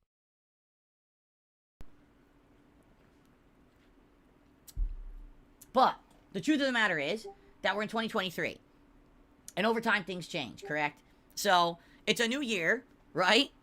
And it's time for us to maybe turn over a new leaf. So here's the thing. If I play Street Fighter and I'm getting upset, I will blame the game. Absolutely. I will yell at the netcode. I will. But I'm going to make an active effort to not insult the player. Because I feel like unless that player actively did something to insult me, like if they teabag me, yeah, then they deserve it, right? And if someone does do shit like that, then absolutely I'm going to be upset and I'm probably going to yell at the player or whatever, okay? But I'm not going to say to the player, oh, how dare you pick Cammy and Mash Jack. That's the game. The game is just unbalanced in that way that the top tiers can get away with simpleton combos, simpleton gameplay, and it's not the player's fault that they made the game that way. If I want to blame Capcom, I'll blame Capcom, but I shouldn't be insulting the players, okay? I really You shouldn't be insulting Capcom anyway, because if that's you get to the point where you're insulting Capcom, why are you playing the fucking game? So let's hold off. So like, if you're insulting, why are you playing the game then?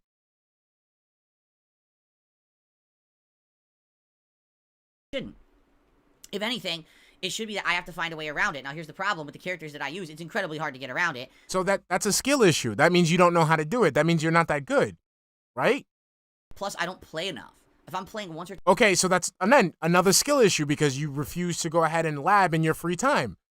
twice a week tops, and not even with the same characters, That's a skill issue because that's something you choose to do. It's not that you have anything going on with your life that's taking up any time. You literally you can literally lab while you're throwing back shots and fucking playing WWE Champions. not going to learn the strategies to stop. I played how many matches at Dalsim? I still don't know how to stop that Cammy stuff. I have no idea, right? It's probably his worst matchup in the game. So that's what I'm going to do tonight when we play Street Fighter 6 at 6:45 p.m. Pacific time. It's Blanca, all right? It is Blanca gameplay, and I'm going to do my absolute best to not freak out, all right? Not go crazy, not get angry at the player. I might freak out at the game and the netcode and the gameplay itself, but I'm not going to insult the player. But All right, I'm going to do my best to... Here's my thing. Like, Phil, how about you just try not doing it at all? How about you just play the game? So I want you guys to peep that. He needs to be toxic. He has to be. So, he's gonna give the players a break, but I'm gonna still insult the game devs. I'm still gonna insult the netcode and the Cannon brothers and whatnot. But I'm being a good guy here because I'm not gonna insult one particular person. He can't fathom in his mind like, hey, how about I just not do that? not insult the players. And I don't understand why people get upset with teabagging anyway. Like, it's literally, like, I don't understand. Pause. In video games, I get teabagged sometimes, and it's just like, okay. Like, I don't get mad. Like, why do people get mad about teabag? Like, why is this such a big... Like, I'm dropping I'm causing my character to go up and down to simulate me dropping my balls in your mouth. Ah! Why are you getting upset? Let's see if I can stick to that and be more mature about it in 2024, okay? We'll find out. You can't, because you said if somebody teabags you, you're still going to do it. It's null and void. Here's the thing, too. When I play Tekken, guys, just so you know, I'm going to get spanked in Tekken nonstop.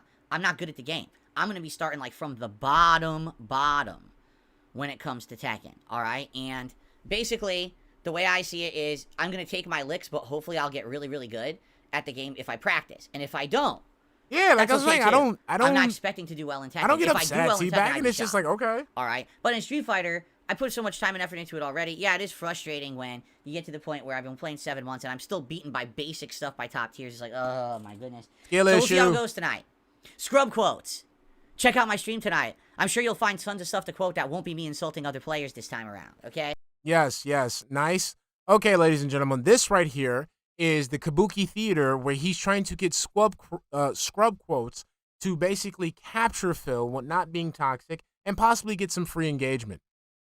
Like, it's just, Phil, this dude, it's not scrub quotes. You stupid bitch. You fucking pussy. You want to go ahead and fucking quote me and have me on your fucking tweets so people can see me? So I get more exposure? Huh? I bet you won't, you coward. Come on. Unbelievable. Anyway, he doesn't tomorrow, get it. Attractive Tuesday. views. He thinks again. If he thinks when you see DSP, it equals money. He thinks it equals money. He's getting exposed no matter if he's getting exposed on somebody else's platform. He genuinely thinks that he's going to go ahead and fucking poach people from that platform over to his, and he's going to get their money. That's the delusion with DSP when he does shit like that. It's my boy Bing Chilling. Hold on. Bing Chilling in the house. Hold on, I gotta do something real quick. Hold on. My boy Bing Chilling. We gotta put something for my boy Bing Chilling. Hold on. We gotta do it. Hold on. Give me a minute. We gotta do this for Bing Chilling. Big ups Bing Chilling. Hold on. It's gotta work. If this doesn't work, I'm gonna be pissed. Let's see it. All right. There we go. Hold on. I'm sorry. I'm derailing for my boy Bing Chilling right now. All right. Hold on. This thing doesn't want to fucking load. All right, hold on, Bing Chilling. I got you, baby. Hold on, I'm gonna let the video play, but I got something specifically for Bing Chilling, my boy Bing Chilling. We're actually starting a new playthrough. Are you guys aware of this? Tomorrow is the premiere of Resident Evil 0 Remastered. It actually was exactly 8 years ago when I started my Resident Evil 0 Remastered playthrough. It was the first time I had ever played the game. The difference was in 2016 there was no face cam. Who cares? There was no interactive audience at all. Even though I streamed, I had absolutely no attention to the audience. I wasn't reading chat. I wasn't talking with people. There were no shout-outs like, or contributions. There was no advice. So, like, that's the new selling... I gotta hold my tongue for what I wanted to say because it's gonna be more relevant when, you know, Phil talks about it. There was no lore, none of that. It was literally just me playing the game as if I were isolated by myself in my room. That was really stupid. I know that now, but back then I was such a very obstinate, stubborn idiot that I didn't understand the entire huge opportunity that I had missed out on. All right? So, tomorrow, we start Resident Evil 0 Remastered with all of that. Better quality visuals, face cam, interaction with the chat. The truth is, I don't remember this game. The only part I remember is that you're on a train, but that's only part of the game, right? That's like the intro or whatever. And then after that, there's tons more to the game, and I don't remember any of it. I completely have forgotten this game. So I'm going to need help. You know, people hopefully will help me in the playthrough to enjoy it. From what I'm going to understand, the game can be beaten in 10 hours, but looking at my original playthrough, it took 16. And being that now there's going to be interactivity, I bet this playthrough is going to take even longer than that. What? Okay? Why? So that starts tomorrow. People going to be holding your hand. Okay, fuck this shit. Hold on. Fuck that. Hold on. We got to put my boy Bing Chilling, bro. My boy Bing Chilling in the house. Hold on. We got to play this for my boy Bing Chilling. Here we go.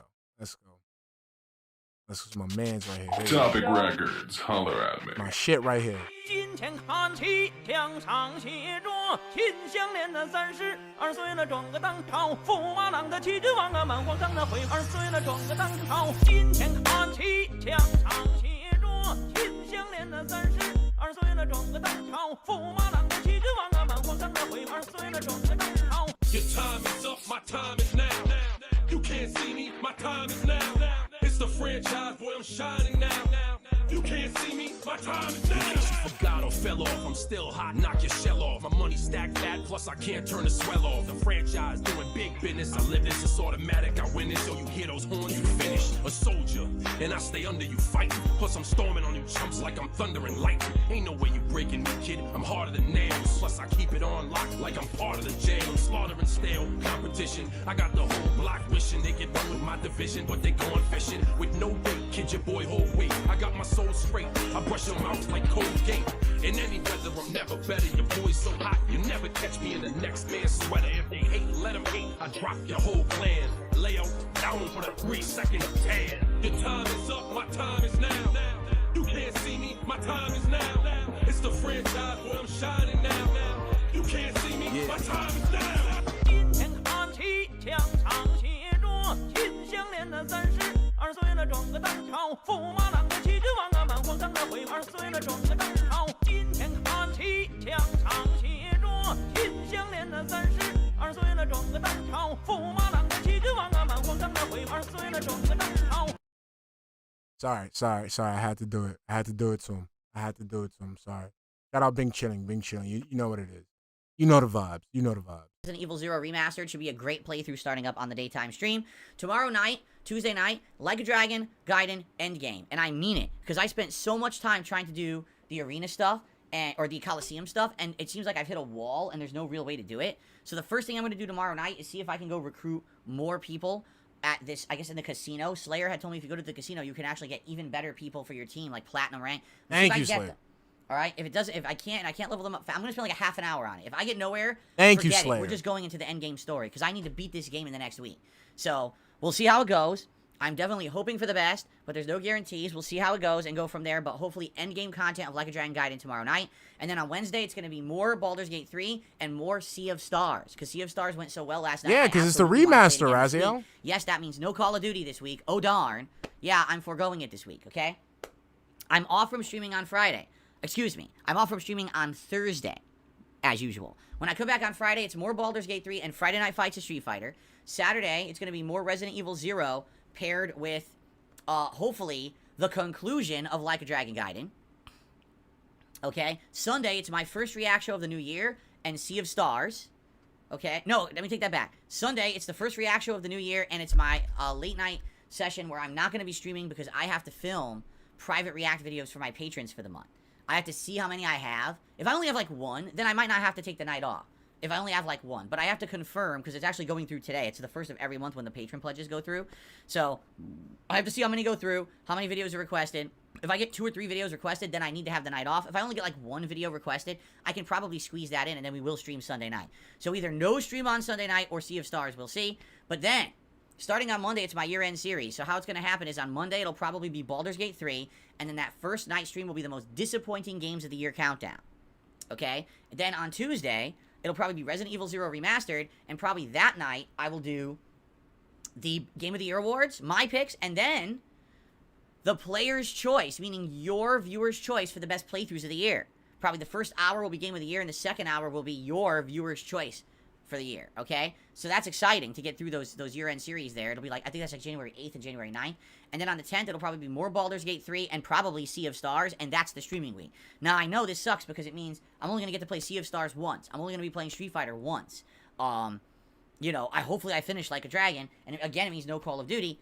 There's not much I can do. I'm going to have these streams. You know, Sunday night, I might not stream at all. And then Monday, Tuesday, I got to have the time for the year-end series. It just has to happen, you know, so it is what it is. But then after that, for the rest of the month, the next 2 weeks are full-time gaming, boom, boom, boom, boom, boom, as we will swing wholeheartedly into all these playthroughs even deeper, okay? So I hope that sounds good to everybody. Just trying to think off the top of my head, is there anything else in there schedule-wise? Oh, so basically, guys, today is your absolute final chance to nominate your favorite playthroughs of the year. If you haven't yet, type ! best of 2023 in the chat to bring up the link. Now, if you haven't, now you must, because later tonight, I will actually be sitting down and tallying up your nominations and turning that into a poll. And you guys are going to vote overall for the next week on your favorite playthroughs. And then, like I said, a week from tomorrow, Tuesday, is when we're going to do that countdown, and that's based on your feedback, all right? So, absolute last chance, nominate your favorite. At this point, now you could literally say Sea of Stars is your best playthrough of 2023, because I actually played it on New Year's Eve 2023. You could do that if you wanted. Or you could say Baldur's Gate 3. You could say RoboCop. You could say Lies of P. You could say Final Fantasy V, Chrono Trigger, Spider-Man 2, Street Fighter 6, right? All these games. Elden Ring. You could actually say that my second run of Elden Ring was your favorite playthrough of 2023. I don't know what you're going to say, but I'm happy to take your feedback and make that poll and get people voting, okay? So let's get that going, okay? Cool. All right. So that's all the stuff coming up the next couple of weeks, streaming gameplay-wise. However, I do have other initiatives and things going on literally right now. One of the big initiatives that we were talking about is that this year, I wanted to find a way to provide to you my lost content. What do they call it? Lost media. The lost media of Darksydephil and DSP Gaming from back in the day. What does that mean? Well, back in the day, I was afraid of uploading certain kinds of gameplay to my channels because of copyright issues. Now, today, there is no issue. You can upload whatever you want, unless it's Atlas. Look out for Atlas, because Atlas will just copyright strike you for no reason. But everyone else is okay with it. But back in the day, it wasn't like that, and everyone was afraid, hey, if I recorded Rockstar gameplay, or if I recorded Square Enix RPG Final Fantasy stuff, I'd get struck down. So I actually had separate channels on YouTube for certain playthroughs. And what ended up happening was, over time, sadly, those channels got hacked taken over and shut down by YouTube because some hacker like would broadcast illegal sports footage on them, and YouTube shut the channels down. So there have been missing playthroughs for many, many years on YouTube, including my original Final Fantasy 13 playthrough, which is like over 100 parts. It was like 200 parts or something crazy like that. The original Red Dead Redemption playthrough, the original Undead Nightmare co-op DLC playthrough, the Suicide Kings co-op online gameplay where John Rambo and I went with a bunch of others and played for hours these co-op sessions of just dicking around and having fun. And the original LA Noire playthrough, among others. There's actually other content that we found, including playthroughs I never uploaded, like part of a Kung Fu Panda playthrough, and also some vlogging and stuff that had just been lost to time and was never really live anywhere. And people for years have said, will you ever re-upload? And I was like, well, I don't want to upload that to this channel. That content is so outdated. It's with a camera. It's 10-minute clips. It sounds terrible. The commentary style is very different. It wouldn't make sense to be uploading that content to my current channel. No one would understand it. It would flood the channel with videos that no one really gets. So what do? So I've decided, ladies and gentlemen, that I am going to officially rebrand one of my legacy channels, okay? Official, starting today, even though there's no content over there, as of this morning. KO Gaming is no more. Ladies and gentlemen, I present to you DSP Throwback. Okay? You can now find that YouTube channel at youtube.com/@DSP Throwback. Alright? That's the new channel, even though it's not really a new channel. I'm rebranding the channel as of this morning. Now, there's nothing new on that channel whatsoever. I just want to forewarn you. You're going to find over there old playthroughs from 5+ years ago, from a time when this channel got suspended erroneously by YouTube and that had to get fixed up. And then before then, you're going to find a bunch of edited style content from 2016. That's really where the KO Gaming channel came from. There was a whole year that I was doing edited reviews and countdowns. So there's content over there. And I will urge you, give it a look. Okay? I think you should. Maybe you'll enjoy that content. It's from a bygone era. It really is. But that channel officially now is going to be rebranded as DSP Throwback. Okay? And what's going to be on that channel are all these legacy playthroughs plus other content. So allow me to explain. I am not going to just upload the raw playthrough footage. I'm going to do it differently, okay? With the help of some others, so I don't want to lie here and take credit. I'm not doing all of this myself, okay? I've been approached by a few parties who are very interested in seeing my old legacy content get restored on YouTube, and not only restored, but be improved. You might say, what in the holy hell does that mean? Here's what I mean. Let's say, for example, okay, I'm gonna upload Final Fantasy 13 over there. Okay? Alright. So, the parts of Final Fantasy 13 are only 10 minutes long. Okay? So, here's what's gonna happen. I'm gonna upload a whole bunch of parts, but those parts, instead of only being 10 minutes long, will be edited together into longer videos. Probably not an hour, but maybe we'll make them more digestible. Maybe we'll make them like half an hour. Alright? In addition to that, alright, we're going to attempt to take those videos and run them through a program that will sharpen the visuals and upscale them to look better. So these are the old days when I had a crappy 720p camera pointed at a television. Instead, it's going to try to take that and make it more crisp and clean and make it look better than the original playthrough actually did. It's not going to change the content, okay? It's not. It's going to be the same commentary and everything. But what we're going to try to do is make longer videos and attempt to make them look better for a modern audience so it's more visually appealing to you rather than looking at peach fuzz on the screen. In addition, there'll be thumbnails. So instead of it just being Final Fantasy 13 part 1, 2, 3, 4, 5, 6, 7, 8, 9, 10, 11, 12, 13, 14, 20, 30, 40, 50, it's going to actually have thumbnails and everything. It's going to look better and be shorter. It'll basically be way more digestible content for 2024. Okay? This is an attempt to see if people would watch my old content in this new style. Alright? I don't know if they would. Alright? Excuse me. But it's a good experiment to try for the new year. Okay? So that's idea number one. Is to basically take the classic playthroughs that are missing, the lost media, re-upload them, edit them into longer videos, make the visuals crisper, add thumbnails, and now it's more modern. Okay? Still the same gameplay.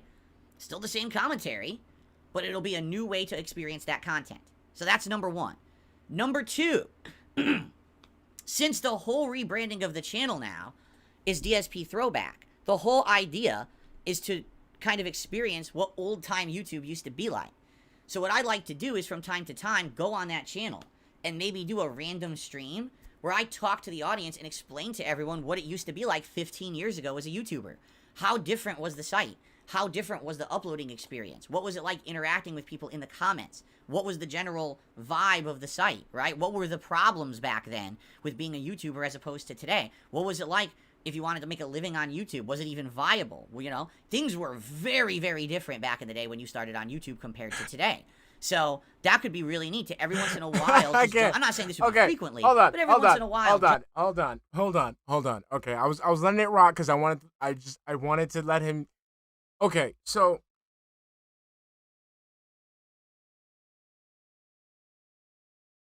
two things to unpack here.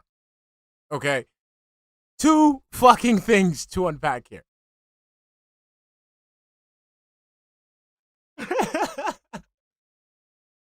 Number one.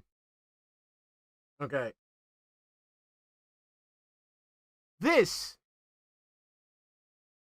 is another example where we see that YouTube is the only thing going for this man in his life.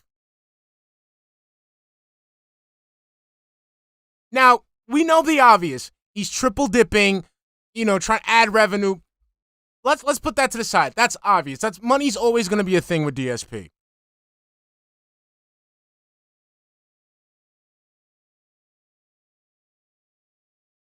But it's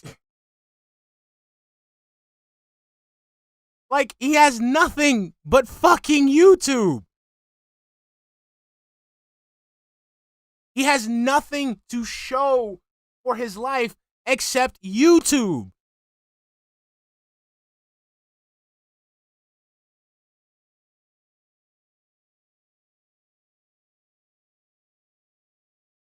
Like, what the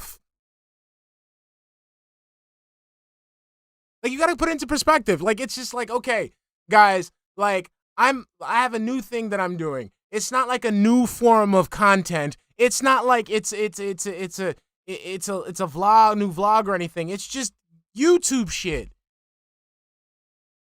And then when I'm gonna rebrand it by talking about more YouTube shit.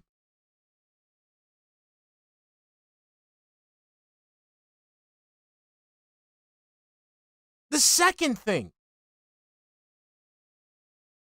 What's up, Craze Drag Queen Gordon Flowers? The second thing I wanna highlight is that this ultimately proves that DSP has indeed failed.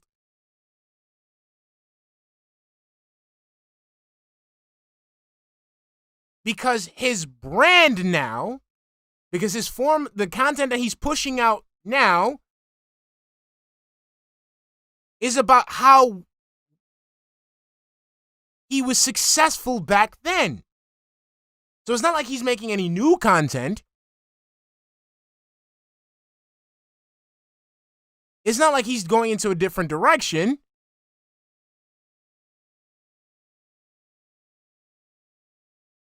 He's going back in time.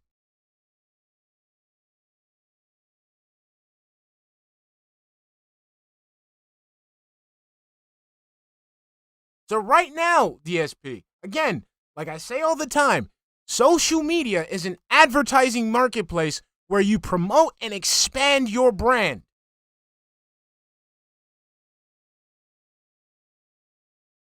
And your brand is going to be, I'm the guy that talks about when he used to be popular. I'm the guy that talks about when he used to make money on YouTube. I'm the guy that used to have it all. That's his brand right now. I'm the guy that fucked up on YouTube. Me.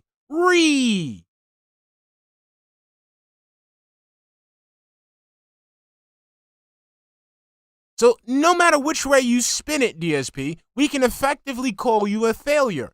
Because with this channel,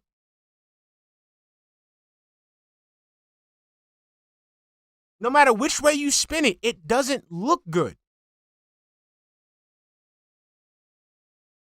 So if you spin it in a negative light, you look, this is when this is how I show you how I failed on YouTube. This is how you show you how I had everything and I dropped the ball, I fumbled the bag, what have you. You spin it in a positive light, what you get is, I'm the guy that used to be good. I'm the guy that used to be successful. And that's still not a good look. So effectively, Phil, we can call you a failure. We can say that you are a failure because your current content is showing how you used to be. You cannot produce anything new now, so you have to refer to when you used to be good, when you used to be entertaining, when you used to be in the spotlight. I love it. I love it. Jump on there, do a special stream or a special segment where we have an interactive stream talking about old-time YouTube, and maybe you guys could submit questions for me that I could answer about old-time YouTube. Okay? And again, you see this concept, right, Phil, that you're walking into? This is dangerous territory as far as your branding is concerned, because you are talking about how you can talk about old-time YouTube. The only people who would be interested in what YouTube used to be like and not know are children. So effectively, you would be going ahead and catering to children. So you would be pushing this type of predatory content on children. Because again, you want people to know about old-timey YouTube. Who the fuck is going to do that? Remember, you have adults, right? You have adults as your audience members, correct? So why would they care about old-timey YouTube if they live through it?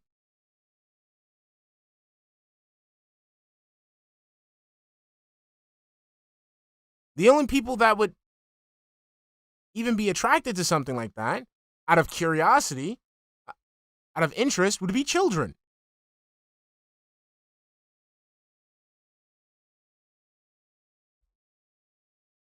That's sus, bro. I find it kind of weird how he always likes to target children. It's really weird. Like with the Arkham Edits thing, he thought the dude was a kid. It was okay. But once he saw that the kid was able to fucking speak perfect English, nah, fuck out of here. It's really weird.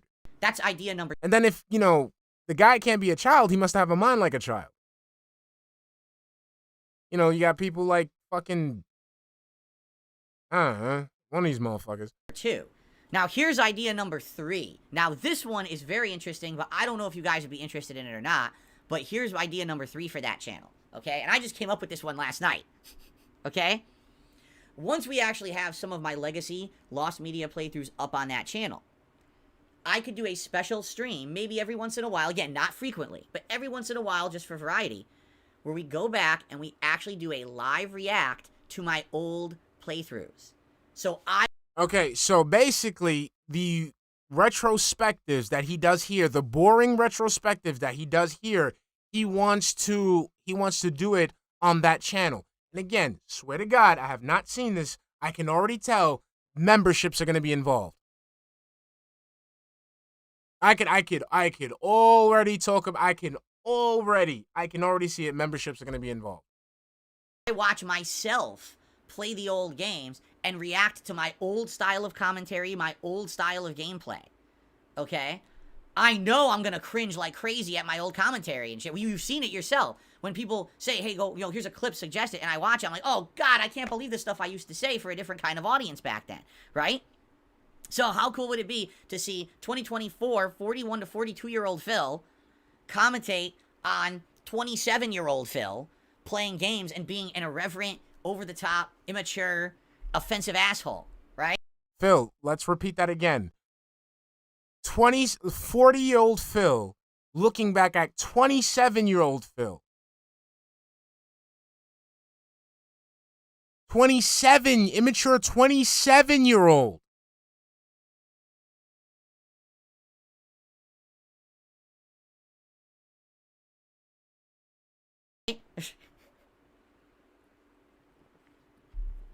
Hey, the guy said himself. Right? So, I don't know. It could work, it might not. Now, here's the thing. These are all initiatives that I'm hoping to do this year, but I have learned from DSP Reacts last year. I have learned that not everything turns out the way that you intend. Remember last year, I had all these ideas for DSP Reacts, and at the end of the year, only one of them really persists, and that's the weekly show that I do, DSP versus the Internet. I still do tier makers occasionally. I still do food. So here's what's going to happen. Going forward, I'm calling it now. Going forward, it's going to be 5-day gaming streams. Saturday is going to be the whatchamacallit, DSP throwback, and then Sunday is going to be the React channel. It's going to be the same shit, the same level of begging, but he's going to say, oh, I do variety. Because look, these 5 days, these 4 days or whatever, these 4 days, because, he has his day off, I play different games, Then on Saturday, I do the React, and then he would say 3 days. So he was like, these 3 days, I stream gameplay. This Friday, I do a game, and then I do Friday night fights. Saturday, I do the React to DSP throwback. Sunday is when I do the DSP React. See, look, I'm a variety streamer. Food videos occasionally, but that's really the bread and butter of that channel, okay? But I don't know if all these ideas I just came up with for DSP throwback will work. Exactly. They might not. Yeah. And if they don't, that's okay. Keep in mind, anytime that I tell you guys I want to do something new, it means that I take away from my content here on DSP Gaming. Yep. Every time that I'm going to be doing this other stuff, it means that I can't play games. So if I'm going to do a special throwback stream, I can't stream new games today. So it very well could be all these ideas sound good, but then when we actually try to implement... We got it. We already got it. We already surmised that you were trying to get away from playing video games. You don't like playing video games because they make you look stupid. They make you look stupid and they require work. So you were trying to find a way to get out of it little by little. You couldn't do politics because you're a little punk-ass bitch. And again, you're ignorant to what's going on in the world, so you really couldn't provide any valuable input without looking like an ass. So this is the next best thing. Low effort content. Low effort repackaged content. Some people prefer not to do them. I don't know. We'll see, okay? But that's my idea. Now, here's the other thing. If this channel works... Logan K, thank you for the Super Chat, hun. The only thing the throwbacks will prove is how little he's changed and how much he still hates himself. As a troll, I condone this plan. Exactly, honey. Exactly. Thank you, honey. Thank you, honey. If this channel, people like the content, and I'm not saying if this channel gets thousands upon thousands of views for my old content. In fact, I don't think it would be further from the case. I'm expecting to get maybe 200 to 300 views a video tops on that channel. I mean it, too. Like, I don't think a lot of people are going to go out to watch my legacy content. But if it gets a regular viewership and people are over there and they like the channel enough, I would be willing to basically kind of do more. Meaning, maybe we could actually get the channel enabled with memberships and other special features for members. Which, at first I'm not really planning on doing that. But maybe we could. Alright? And in addition to that, and here's what I was really going with this. What if we took my old playthroughs from the darksydephil channel, that channel that I want to leave untouched, but we do the same upgrades to the original playthroughs as we're going to do with the Lost Media playthroughs. This is nothing. I take the shorter parts, I edit them together into 30-plus minute clips. We upgrade the visuals. We put them in modern playlists with thumbnails and everything. This is so nothing. now you can find all the old content on this channel. I'm laughing at you. I can't even get mad at, like, the double, triple dipping. It's not even that. What I make fun of, what I'm absolutely fucking laughing at is that this man is so dumb, is so stupid. This dude does 3 times the amount of fucking work and gets nowhere. It's fucking hilarious how he has 3 different channels. He's getting guys to do work for him, actual fucking effort, and the thing that he could produce is literally repackaged bullshit. And you can't make any money off of that. You are a failure, my man. So let's put it into perspective. No. But see, Sizzy Mac, that makes it worse. That makes it worse. So Sizzy Mac says, remember, he isn't doing any work here other than uploading the videos. That's worse. So this man has the resources. This man has the time. This man has the money to go ahead and be the people that he's jealous of. And what does he produce? Literally the same fucking shit. Phil, how can you not consider this a fucking failure? Bro, you understand, Phil? You have a team. You have several channels. And you can't produce anything. Phil, right now, you know what's one of my favorite channels right now, Phil? You know what's one of my favorite channels? It's called Pure Garbage. And you know what's the content? Exactly what the fucking name of the channel suggests. Pure Garbage. It's literally a guy who goes around New York City, finds a single piece of garbage on the floor, and records it for a short. The dude gets thousands of views of taking pictures of garbage. And here you are with a production team, technically, with 3 channels. And all you can give us is this fucking horrible shit from back in the day. You lose, sir. You get absolutely nothing. Good day to you.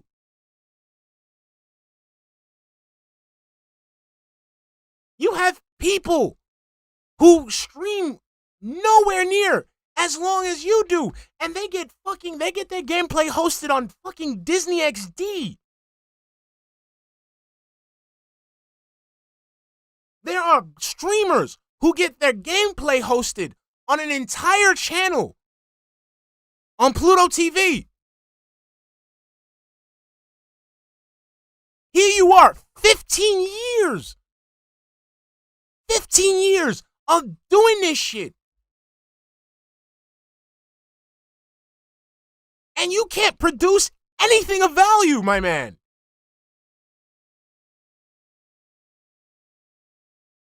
No, God with 2 names. It's literally, look it up. It's called Pure Garbage. That's all lowercase. Pure space garbage. And it's literally a guy fucking taking a short video of garbage. Like the latest one I saw. And people interact with this shit. It's not like, it's like one of those, like, it gets traction, it gets engagement. Like, I'm looking right now, Pure Garbage.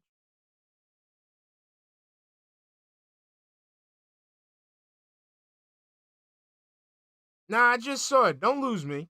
I'm subscribed to these motherfuckers. Where are you at? Here we go. Pure Garbage.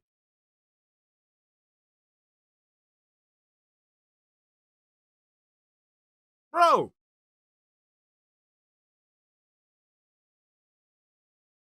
Hold on. Let me just look it up. It's just called Pure Garbage. Hold on. Let me just get the Let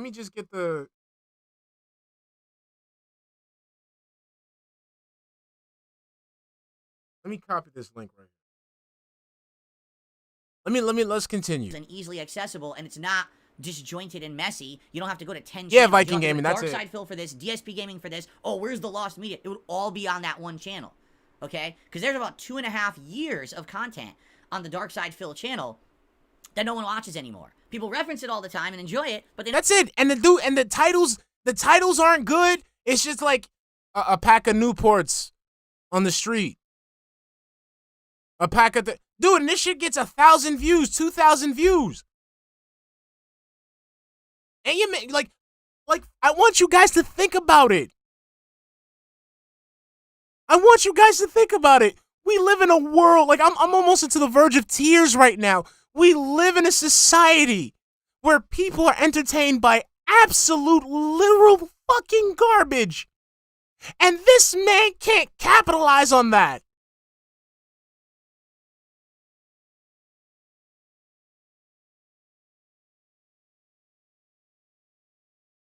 Bro, we're literally in the fucking movie Idiocracy, and this motherfucker can't capitalize on that. You've effectively failed. never watch it. You see? So this would be a way to repackage that content to make it more interesting for a modern audience and easily accessible for those who want to see the old content, in one channel. Okay? I think that'd be awesome. So the thing is, I don't want to go there yet until we get to the point where we've tested it. Okay, let's test it. Let's see what happens. It taking these sure rough is media Gengar Green. playthroughs, It's a uploading huge them, editing bitch. them, putting the videos That's up, a if people huge like it, if bitch, people are man. watching it. There's one other piece to this puzzle, okay? A few years ago, YouTube changed their criteria for partnerships. And the criteria are that you need to be uploading 3 videos in a certain set period of time. I think it's like within like a month or 90 days or something like that. And you need to have a certain amount of viewable hours in that time. Like, son, Chris, that's what I'm saying. Like, it's blowing my mind that we can have a place for that, and he can't be successful. Even with the negativity, even with the toxicity, because there's some people that they're successful off that. He cannot capitalize. He's been on level 1 for 15 years while people just hop on the fucking shit. Hop on the fucking platform and they go off.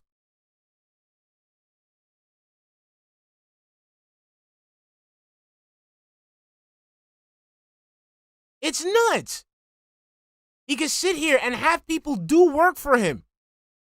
He can have people do fucking music for him. And it's trash.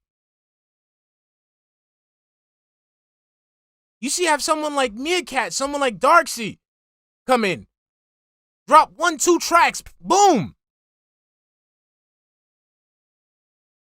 Shit explodes. Sit there putting out gameplay videos for years. One of his little mans go ahead, leaves a comment on his videos. That little man goes ahead and becomes one of the biggest YouTubers in history.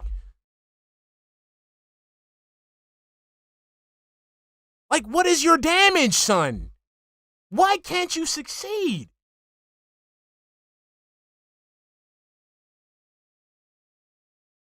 Because the thing that's like blowing my mind is that he's doing what success. Like, this is the thing that kills me about this shit.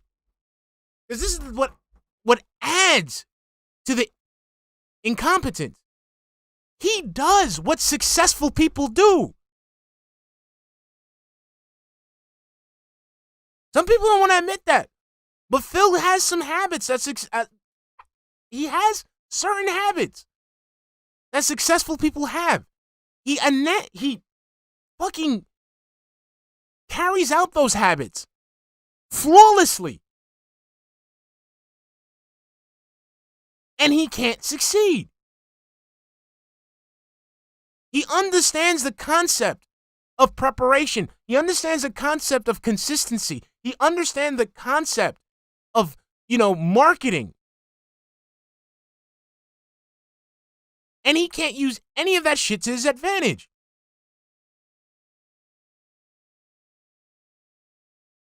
But Sizzy Mac, this requires effort. So Sizzy Mac says his problem is effort. I would say at some point I would agree. Like, at some point I was saying that he was lazy. When I say that he's lazy, I use it in a very, very loose way. But he's not, because this shit requires effort. The getting up, the fucking setting up all the fucking Chrome tabs and shit like that. That does require energy. That does require time. No. Sizzy Mac, I'm talking about as a whole. I'm talking about, dude, the way that he's sitting there and getting these people to do work for him. He could be no different than a project manager. The way he's sitting, he understands the concept of logistics because he's trying to set up these slides, set up these animations. He understands these things. He carries them out on the streams. It just comes out as bullshit.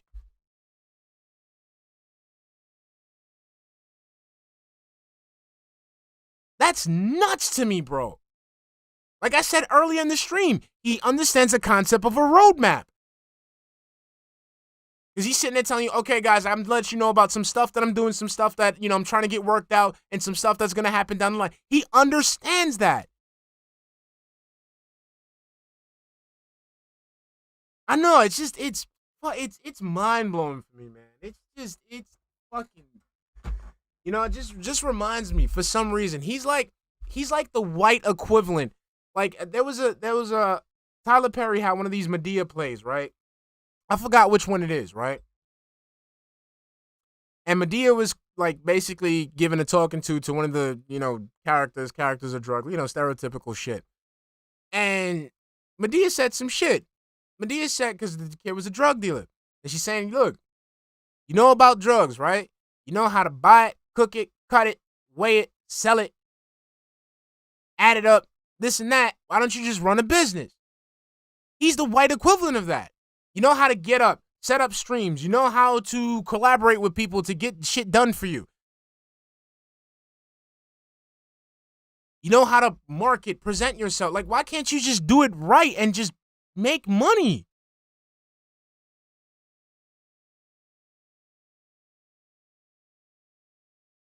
You know the concept, like I see it. I see it in you, Phil. Like, you understand the concept of setting up the intro, setting up the outro, having slides, schedules.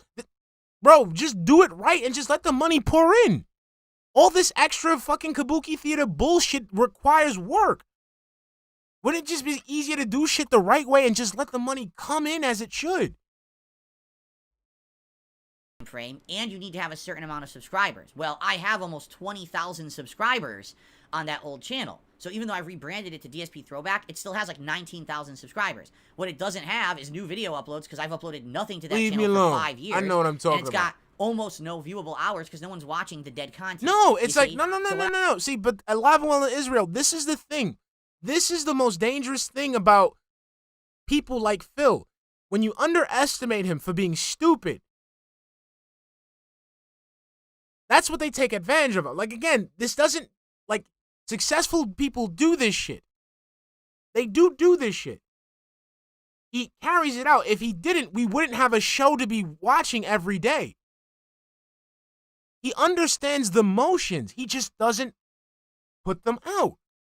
Because if he was truly stupid, he would have got like, if he was, like, really, really straight up, like, J-type status, they would have capped him. But that's the mystery of it, Alive and Well in Israel. That's what the mystery of it is. Like, how the fuck you do this shit for 15 years and not go anywhere? That's the novelty of it. Because like I said, even the concept of manipulation that he uses to get these dents to do this shit for him, that takes effort. That takes planning. What I need to do is start putting content up on that channel so that people will start to watch it, and then it'll get the viewable hours, I'll have the uploads required, and then I could get back into the YouTube. Like, even the kabuki theater, like, I can, even though as simple as it is, I can see it. The fact that he decides to go that route and set that shit up, that's kind of impressive. I mean, I'll bust his ass on it about how it's all bullshit, but the fact that his mind goes that route, it's kind of impressive. It's like, watching an orangutan get you to fucking give him a banana or some shit. Partner program. Right now, nothing on that channel is under the partner program at all because they kicked me out of it like 3-4 years ago when they changed their criteria. Before then, you literally never had to upload anything. You could just qualify. But now they've changed the criteria, okay? So, I think what I'm going to do tonight is I'm going to film a special vlog that I'm going to upload. I totally agree with you. So Logan says, I always tell people that Phil being stupid does not mean he is not capable of playing people and seizing opportunities. He has and will continue to use people. And dude, I've been saying that shit since day one because I see it. Like I said, he doesn't have to be fucking, I don't know. He doesn't have to be, Senator Palpatine or whatever the fuck. It's like that of a child. But it's impressive how he still can carry it out. Over on the former KO Gaming channel, now rebranded as, DSP Throwback. And I'm going to say, hello to all the subscribers who have... You got me sounding like fucking DSP now. I heard from me from 5 years. I'm back. I'm rebranding the channel. Here's my plans for it. So that way they know what to expect. And it's not like, oh, I'm subscribed to this dead channel and I might get new content and be upset. I want them to know what's going on. In addition, that'll count as one of the new uploads that's needed for that channel. And it'll probably get me some of the initial views that I need. Oh, yeah, this is all triple dipping. But again, he's doing all this for what? For pennies on the dollar. He's just moving the money around. He's not getting more money. It's just the money it's just going to be split up. I guarantee you, when people start crunching the numbers, he's not going to be making any extra money. I guarantee that. For the partner program, okay? So, let's see what happens, okay? Let's go from there, and let's enjoy. Now, what I need to do, I need to dig into my closet, find the hard drives again. I know where they are. They're like right here in one of the bins into the corner of the closet, because I put them there specifically so I could get them out easily when I was ready to do this project, and now I'm ready to do this project. Oh, shit, we got to make sure that the hard drives work. Okay? So, I need to get them out. I need to hook them up, and I'm probably going to, no lie, start uploading Final Fantasy 13 soon, like right this week, and get to work. You know, again, those people who are going to help me get to work with things like editing and things like that on the channel and see how it goes, okay? I don't know. It could take a while. This might not be an overnight thing. This could be weeks. But I just want to let you guys know the channel's already been branded. I'm already working on getting new. You see what I'm saying, Sizzy? You see? You see what I'm saying, Sizzy Mac? You see? You see what I'm saying? How can you still fuck it up? And you doing all this shit? Stuff for the channel. So, for example, I'm working on getting things like new banner, new logos, all kinds of stuff for the channel. And probably sooner rather than later. Like I said, that's it. He got the graphics. He got the rebranding. He got the planning. He's presenting. He got the roadmap. He hasn't even secured the goods yet. Tonight, I might actually upload a new video to the channel to announce the new initiative to everyone so they know what's going on. And then start working on it. Okay? Yeah. So here's the deal. I would love to hear your thoughts on all of this. Do the hard drives still work? What do you think about the DSP throwback idea? Do you think it'll work? Do you think it won't work? Are there suggestions for improvement over what I just suggested that you think would work better or worse? I want feedback. That's the key to success in the modern day, is to get constructive feedback. So please send it my way. Comment on this video. Let me know in the chat. I'm going to put a video up over there overnight. Hey, let me know on that video. You know what I'm saying? It's gonna... And go from there. Demon in the corner says you can have memberships on 3 channels now. I don't think I would want to enable memberships oh, yeah, on that channel Pharaoh, that's it. I actually have a reason. And initially, I wouldn't. Even if I got my partnership back on that channel, I probably wouldn't enable membership. RL, he doesn't pay people. He never pays people. These people are doing it for free. Always understand, it's a rule of thumb. When somebody does something for Phil, it's 100% free. He does not pay people at all. Not a cent, not a red cent. Because I have nothing to offer anyone, right? I don't. Until I have ideas of how those memberships could be employed, I don't see how I would do that. What I would probably do is just say, hey, you want to do a super chat? That's enabled. A super thanks on one of these videos? That's enabled. If I happen to do a live stream over there, you can contribute if you want. But really, it's about ad revenue. It's about getting ads on those videos. Because these are videos that are going to be effort. You know, editing them together, running them through a thing to make them look better. That's effort. You know? So hopefully... That's right. If you ask for money, you're a troll. That would work. Okay? And no... People are afraid. They're like, are you going to delete the original channels? No. I've told you guys. I want the original channels to stay there forever and just as long as they can. You know? I don't even want to touch them. I don't want to do anything to... Let the Darksydephil channel stay there as the original archive. So if you actually want to watch the original, you can. But this will be a way for people who maybe like the old stuff and want to see it in a new presentable way. More digestible. Wow. Okay. Methbest says he seems to want to exert the same effort from his machinima views-based height, expecting the same results today, but those tactics don't work. They won't. But the fact is that we can.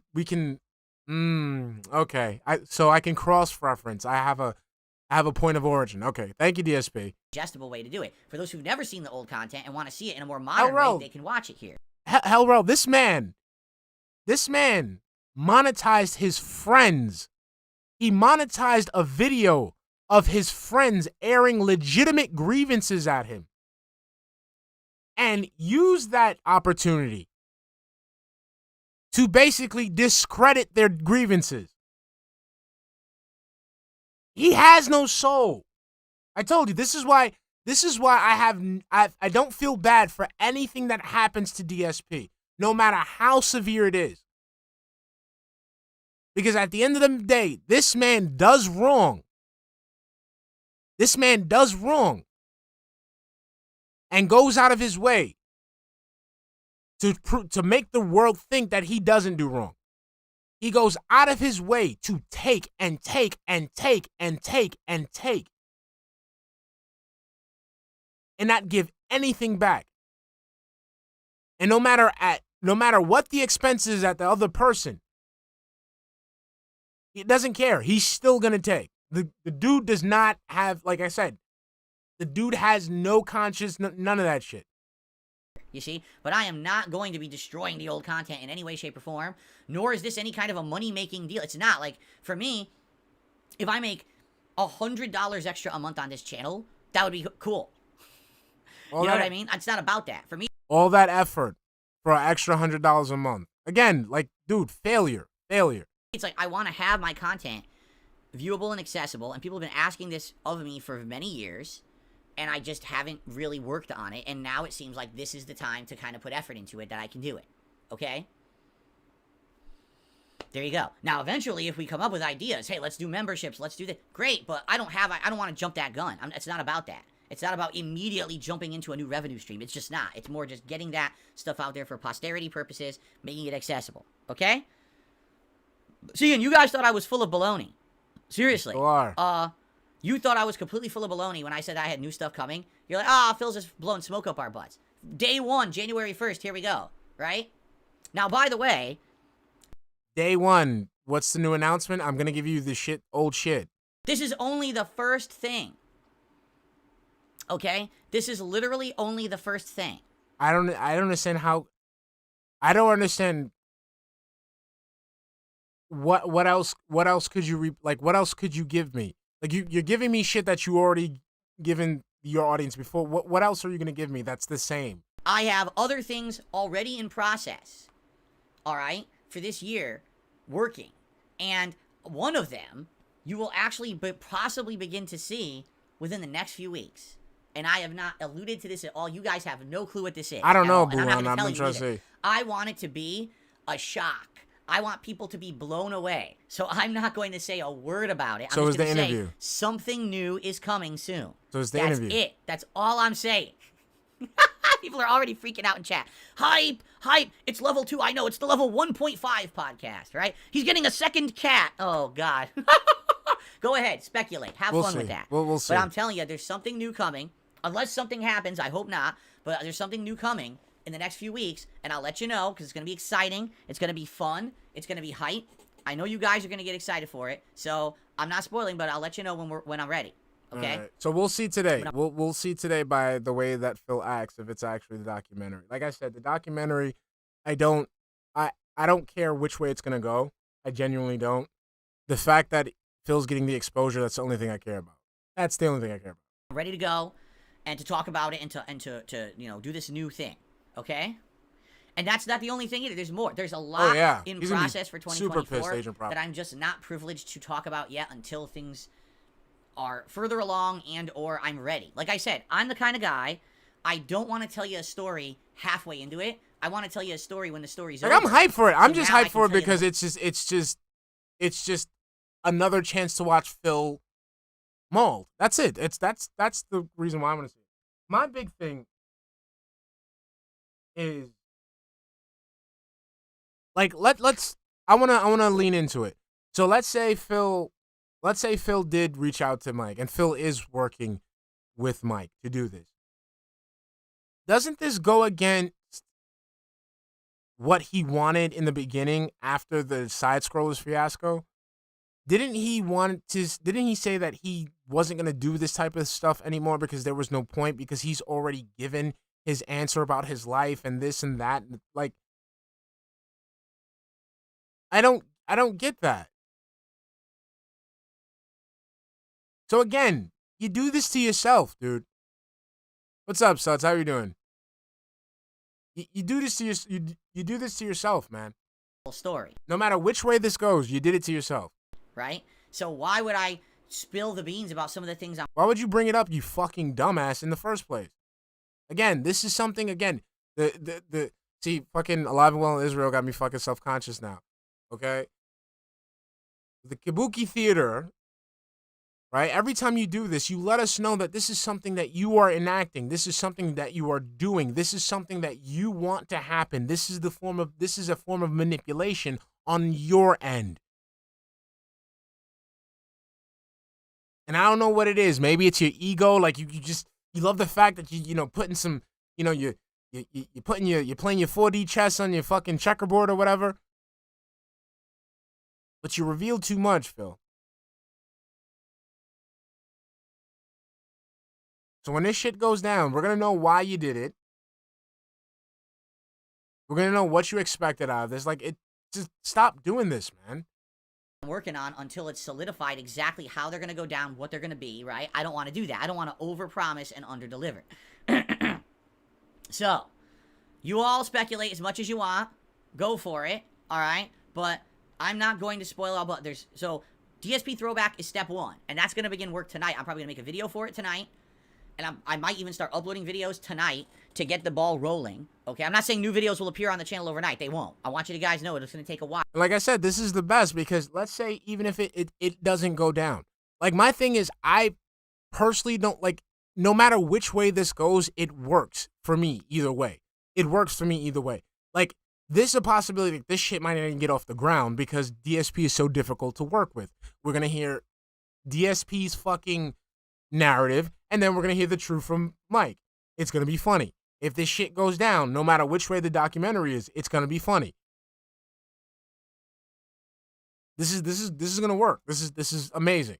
This is going to be a process of, you know, maybe getting some editing done, getting new video style up there and stuff like that, okay? That's in process, no rush. It could. Okay? It could. I'm saying like the way that DSP is doing, the way that DSP is used to doing things on YouTube, that's going to stop in 2024.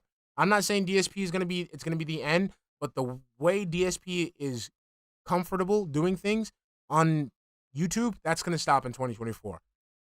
Because this dude is like nosediving hard. But like I said, he has the capabilities and he just misuses them all the fucking time. once that's up there, I'll let you know. The thing is, I need to upload 3 videos up there within, like, the next couple of weeks, and I need to get views. Like, those videos, no lie, need to get some views. If they don't get views, the channel will never get its partner status back anyway. So, hopefully, the fact that this is something new and different and interesting, right, will be something fun for exactly, everyone to check Aqua out. That's Even if you don't assuming like the he'll go old stuff, forward. Giving the It first few videos a look would help. You know? Like I said, this dude couldn't get on a phone call. He couldn't get on a phone call for $50,000. Can't get on the phone for $50,000 fucking dollars, my man.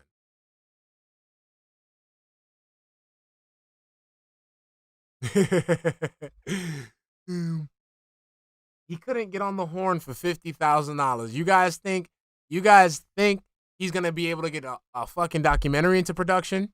Nah, that's not happening. That's not happening. So that's step 1, and then in the next few weeks, I'll tell you about the next thing, and then the next thing, and it's going to be a fun year. And this is all in addition to my normal stuff. DSP Reacts with the DSP versus the Internet show will continue. Oh, Raziel says, why the fuck does he keep calling it partner status instead of monetized status? Because, again, he wants to defer away from the fact that this is about money. So, for example, like when he's asking for money, he doesn't say money. He doesn't say, give me dollars. He says, give me support, contributions. You know, hypnosis. Every Sunday, I'm going to continue to do full-time playthroughs here. He disassociates with anything that has to do with money, so that way that people don't think that he's doing this for money for some reason. So 2024, this is going to be a good year. I'm telling you guys, I got a really good feeling about this year right now. Oh, I got one, I baby. think that things are going to be very refreshed and interesting and fun over the course of this year. It's going to be fun, Possibly baby. the most ever. Because a lot of the times I fall into a routine of the same thing and it gets stagnant, and I think that this year is going to be a little different. Let's put it that way. Okay? Okay. All right, that's that, right? There you go. I talked about it. Now you guys know what's going on. No news for today. No crazy stuff to discuss today. I just wanted to talk about my ideas for the new year and get them out there, and I'm curious what you guys will have to say about them, all right? Before we begin with shout-outs and the like, I just want to remind you guys, that is how I make my living. This bar you see below me, that's my living rights. Genuinely, whether it's on a podcast show like this, whether it's play, join, and sell, but instead sticking to my guns and being who I'm excited for the future with all these new initiatives and things going on. But please, if you enjoy the content today, 45 members, and that's including my non-toxic Street Fighter. We'll see 745 members. Whether you become a member, appreciated. Thank you in advance to anyone who does that. I always have a $50. Not that that's the focus of the stream. It's not, but it would be great to get some support. We're going to start out with our first super chat of the day that literally just happened. Gaming Addict did a $2 super chat and said, "Have a good day, DSP." I don't think it's going to happen this year. You can actually get, I believe, a pop-up momentarily here on stream. It's going to take a little bit, I think, because All right, let's I'd see say. here. Let's test this when his about it. Okay. All right. So there we go. Now let's swing over Sorry, I for the can't do $1.14 tip from Adam. He says, There I'm we go. excited to see the Final Fantasy 13 playthrough from the Lost Archives. I've also got caught up on your react show yesterday. It was good times. Thanks, man. You are welcome, Adam. There it is. The new animation. That's for the standard super chat right now. Of course, it's Yakuza Like a Dragon themed for the upcoming Like a Dragon Infinite Wealth playthrough. Very silly, and I hope you enjoy that. We might not keep that forever, but I like that. It's a new one. All right, let's Oh, see. really? Okay, I did not know that. Give me a second. Live, you don't. All right. There you go. No clue. Okay. So Adam, with the first tip of the day. Now, I don't think it used to do that. I think what happened is, I'll lean me a second here. Oh, yeah. Now, and I'll fix it in a second. But I need to centered now because of that. But okay, well, it was making it. I mean, I think I can wrap it up. I think I'm gonna wrap it up. Okay, are we centered? Well, I got it fixed. It is a little off. A little back. Okay, cool. Yeah. Sorry about that. Cool. All right. Thank you for that super chat. And then Elsky popped his membership, 28 months. Long by. Yeah, I'm gonna wrap it up, guys. Okay. Dr. Oink just did a super chat. I'm here today. Hugs and kisses. All right, hugs and kisses. Yeah, I'm gonna wrap it up. All right. So, guys, I will see you guys tomorrow. Thank you. Like I said, this is great. I mean, if this is all going through, no matter which way it goes, we're gonna have fun. All right. So just sit back, relax, let it happen. All right. I will catch you guys tomorrow. I love you, love you, love you, love you. All right. And yeah, DSP throwback. Big ups. You feel me? So good to hear from you guys. Happy 2024, and I'll see you tomorrow. And I know I say this a lot, but hopefully, let's get back in it. All right. Let's get back into the groove. All right. Catch you later. All right. Love you. Love you. Love you. Bye.